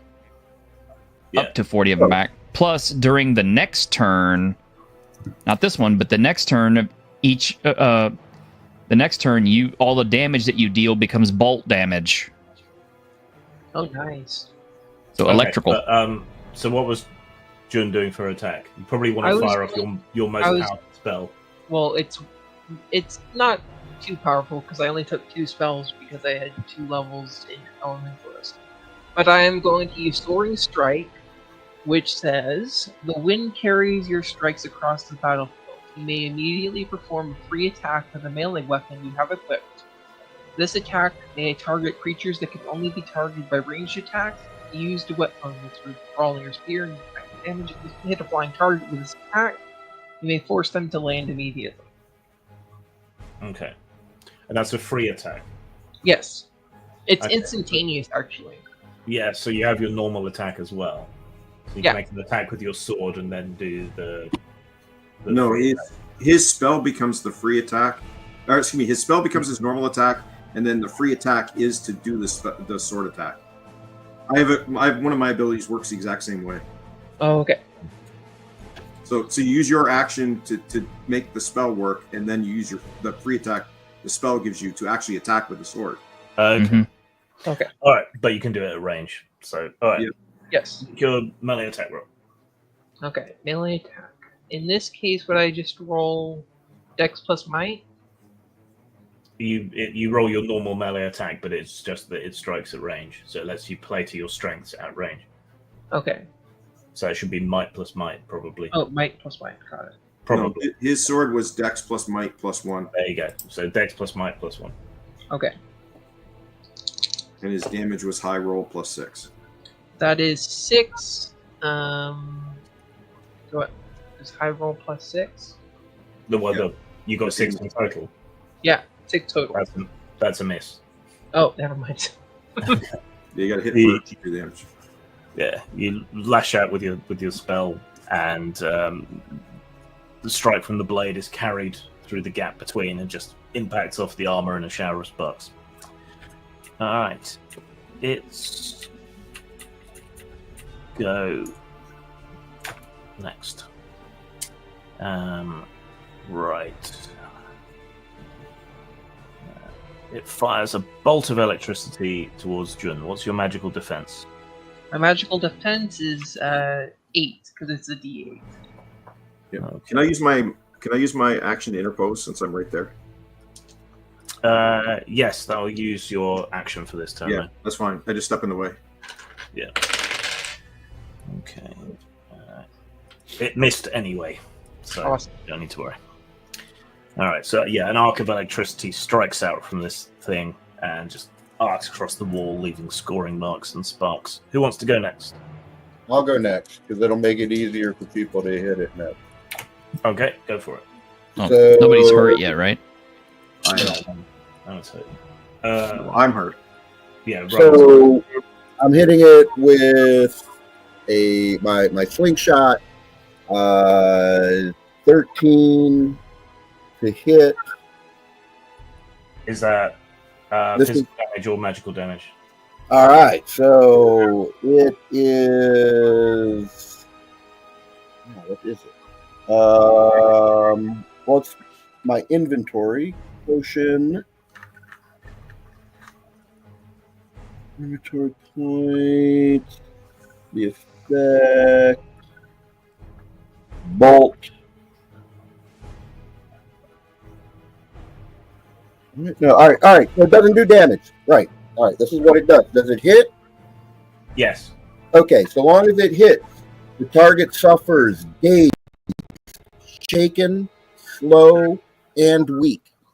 All of those? All of them at once. Correct. Wow. Damn. So That's 14. Yeah, that you roll 14 on the chart for effect. Shaken. What was the other effect? Weak and Slow and weak. Yeah, it's slow all 4 of the basic ones. Right. and weak. For a turn? Just a second. Let me double check.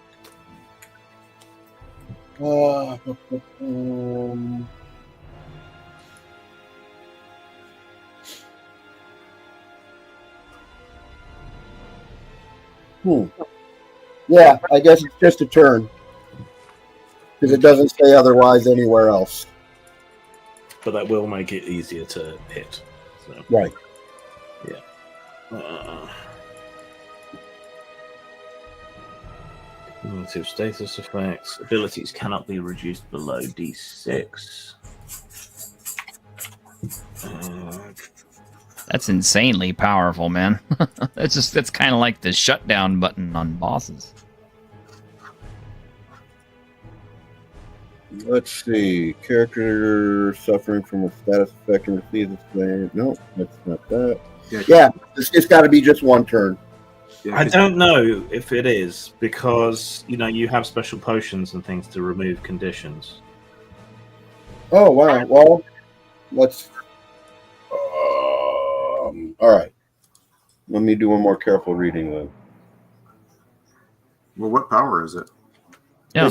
This is how the alchemy invention types works with inventory. So it's a random potion that you put together. Correct. Using inventory points. My gourmet stuff is random too, but it makes me pick between one of those effects, not all of them. I think you probably had to pick. Let me check that too. No, because there are other status effects that only hurt one, that only affect one. So it's very clear that it's on page 213. Okay. Yeah. Give it a look. 212 is Let's say all. Suffers days, shaken, slow, and weak. Days shaken, slow, and weak. It is all of them. Wow, that's awesome.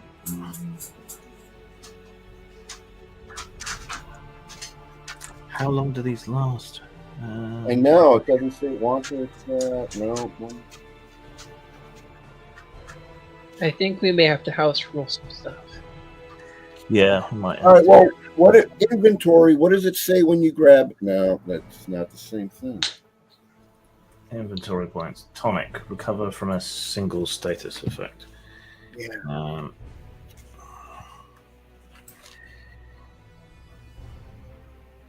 Might be better here. Spending.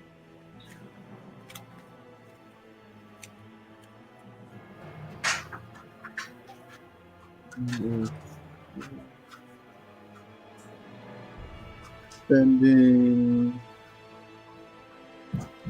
Yeah, see, all of those things that you spend an inventory point, not only are they consumable, but they, except for the tent, only last one round.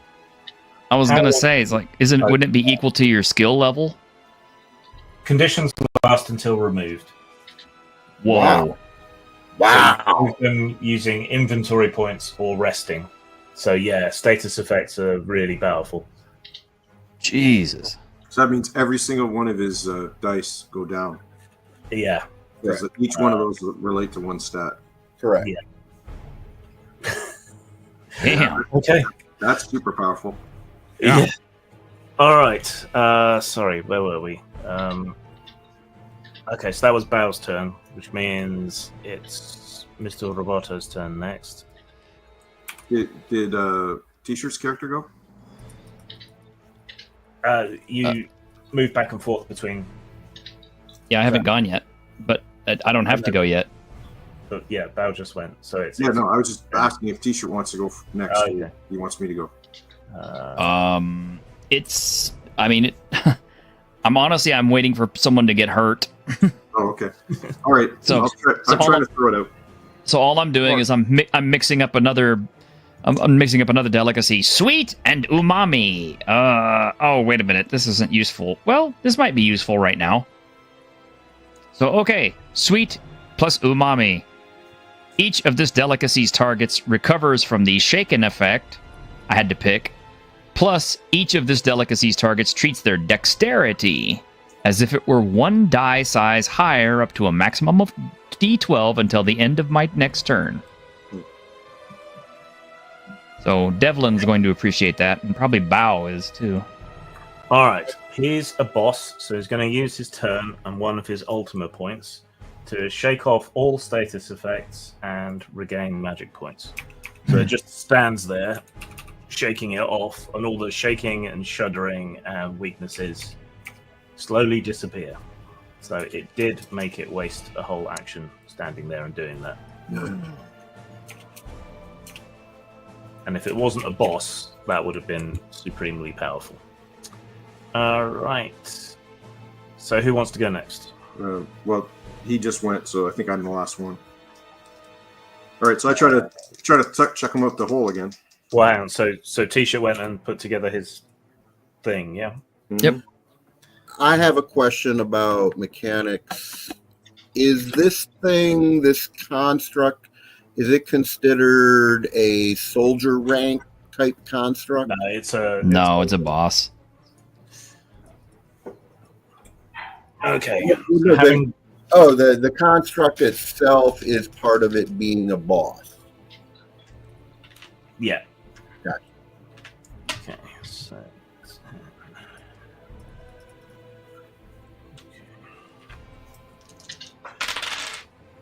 What's Ryan's defense again?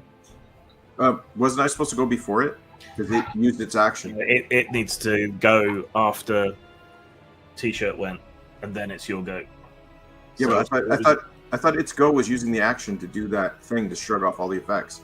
that was before. How many actions does it get for every action? 4 actions. Right. What is Ryan's defense? 16. Okay. It snaps its claws at you, but misses. So now it's your go. Okay. I want to try to throw it off again. Okay, go for it. So make a might roll. Well, I got a 10 and a 2, so wait a minute. There's the spend the Fabula thing, right? I want to Re-roll a dice. Yeah, if you've got something that fits. Yeah, I'm secretly a robot. I think it's a secret. You can match it. You can match it robot to robot. Sure. Okay. Spend the Fabula point. Yes! Roll the other dice. 10 now. Nice. So that's a crit. So that gives you an opportunity.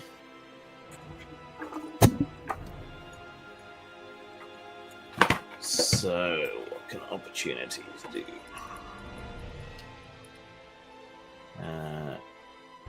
Advantage, give a +4 to a roll. Give it an affliction.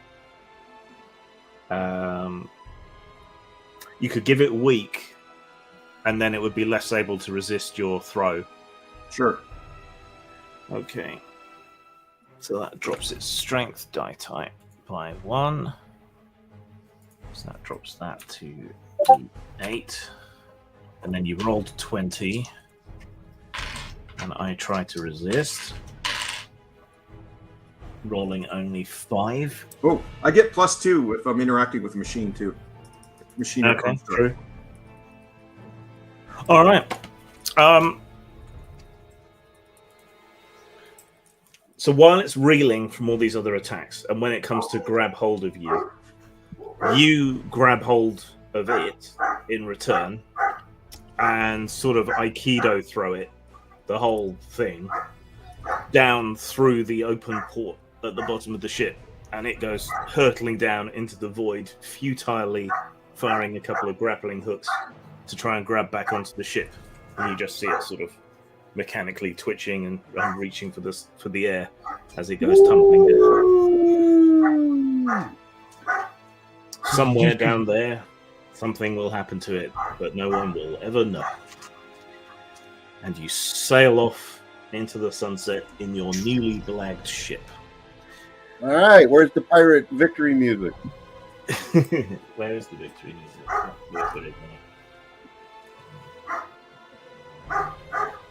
Oh, so combat's over. Yeah. Yeah. Ah, Hold the thing out the bottom. I didn't really get to do anything this time. You cooked 2 dishes. Yep. That's all right. I mostly got beat on till the end. Yeah, you took it, which is the main thing. All right, let's see about experience points. I made everyone seasick. Like all my stuff came up like heal. You know, stop conditions and stuff like that. So I'm kind of like, okay, so I'm just a support guy this particular combat. Yeah, none of your healing stuff will help me Why not? because I don't eat. Doesn't mean anything. Don't eat, don't drink. Doesn't matter. It's magical food. It's We'll magic. shove it in you all the same. Yep. We'll just throw it right in your sphincter and it'll still affect you.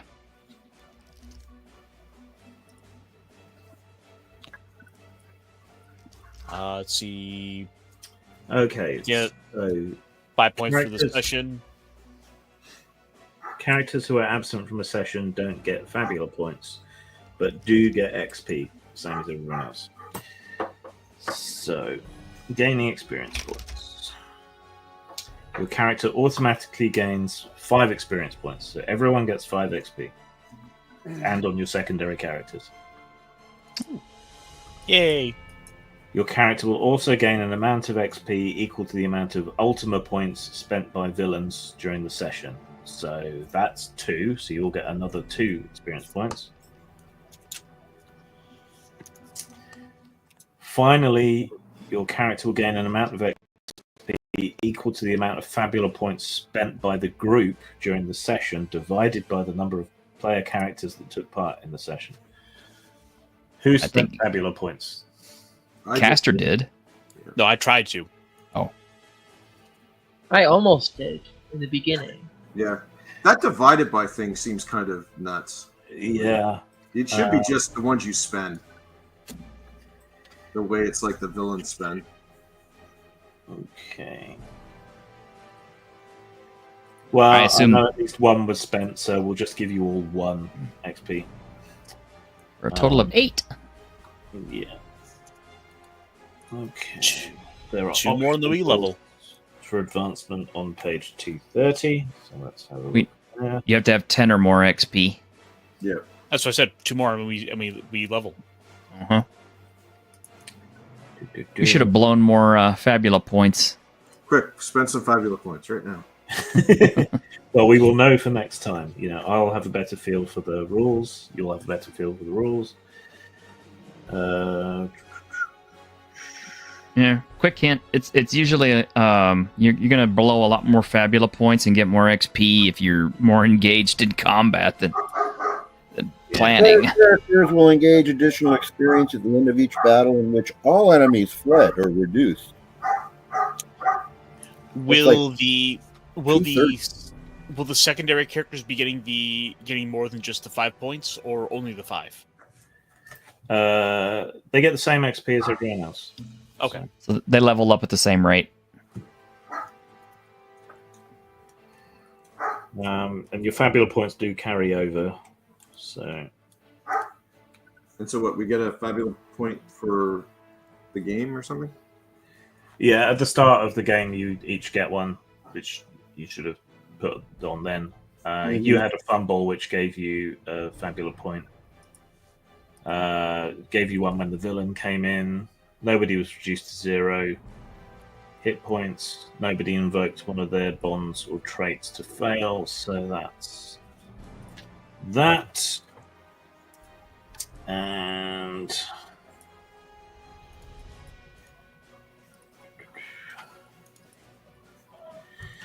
the end of a session, you have a chance to increase your level. If you have 10 or more experience points, you must spend 10 of those points and increase your character level by 1.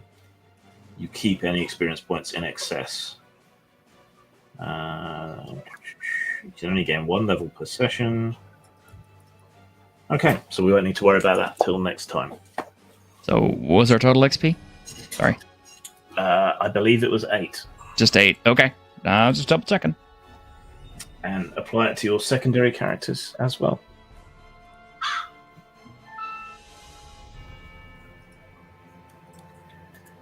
All right. All right. All right. I think we're done. And I'll come up with an adventure for next week. And if anyone out there wants to join us, they're more than welcome. Please do. Please. Yeah. I think All American wanted to join us. Ultra. Okay. I didn't see anything. Well, so our secondary character is going to be on the ship in the next game? Yes. We will assume some time has passed and that you will have been to other places, picked up some crew, done some stuff in the background, you know, all of that sort of thing. And then we'll pick up with a plot hook and we redecorated the ship a bit to make it look less obvious. So who's our ship captain, Devlin? I was going to say, in pirate form, we have to vote on the captain. I nominate me. Yeah, no. You're No. too young. Devlin, I think. Well, let's save the captain vote for a scene. You got it. Or we could do one session with each of you as captain and see how it goes. And then... Yes, we take it in. We're a collective syndicalist commune on the ship. All right. Thanks for playing, everyone. Thanks for watching, everyone out there. This is an ongoing campaign until we get fed up with it. So join us for more antics and shenanigans next time. Bye. Take care. Later. Hey, everyone.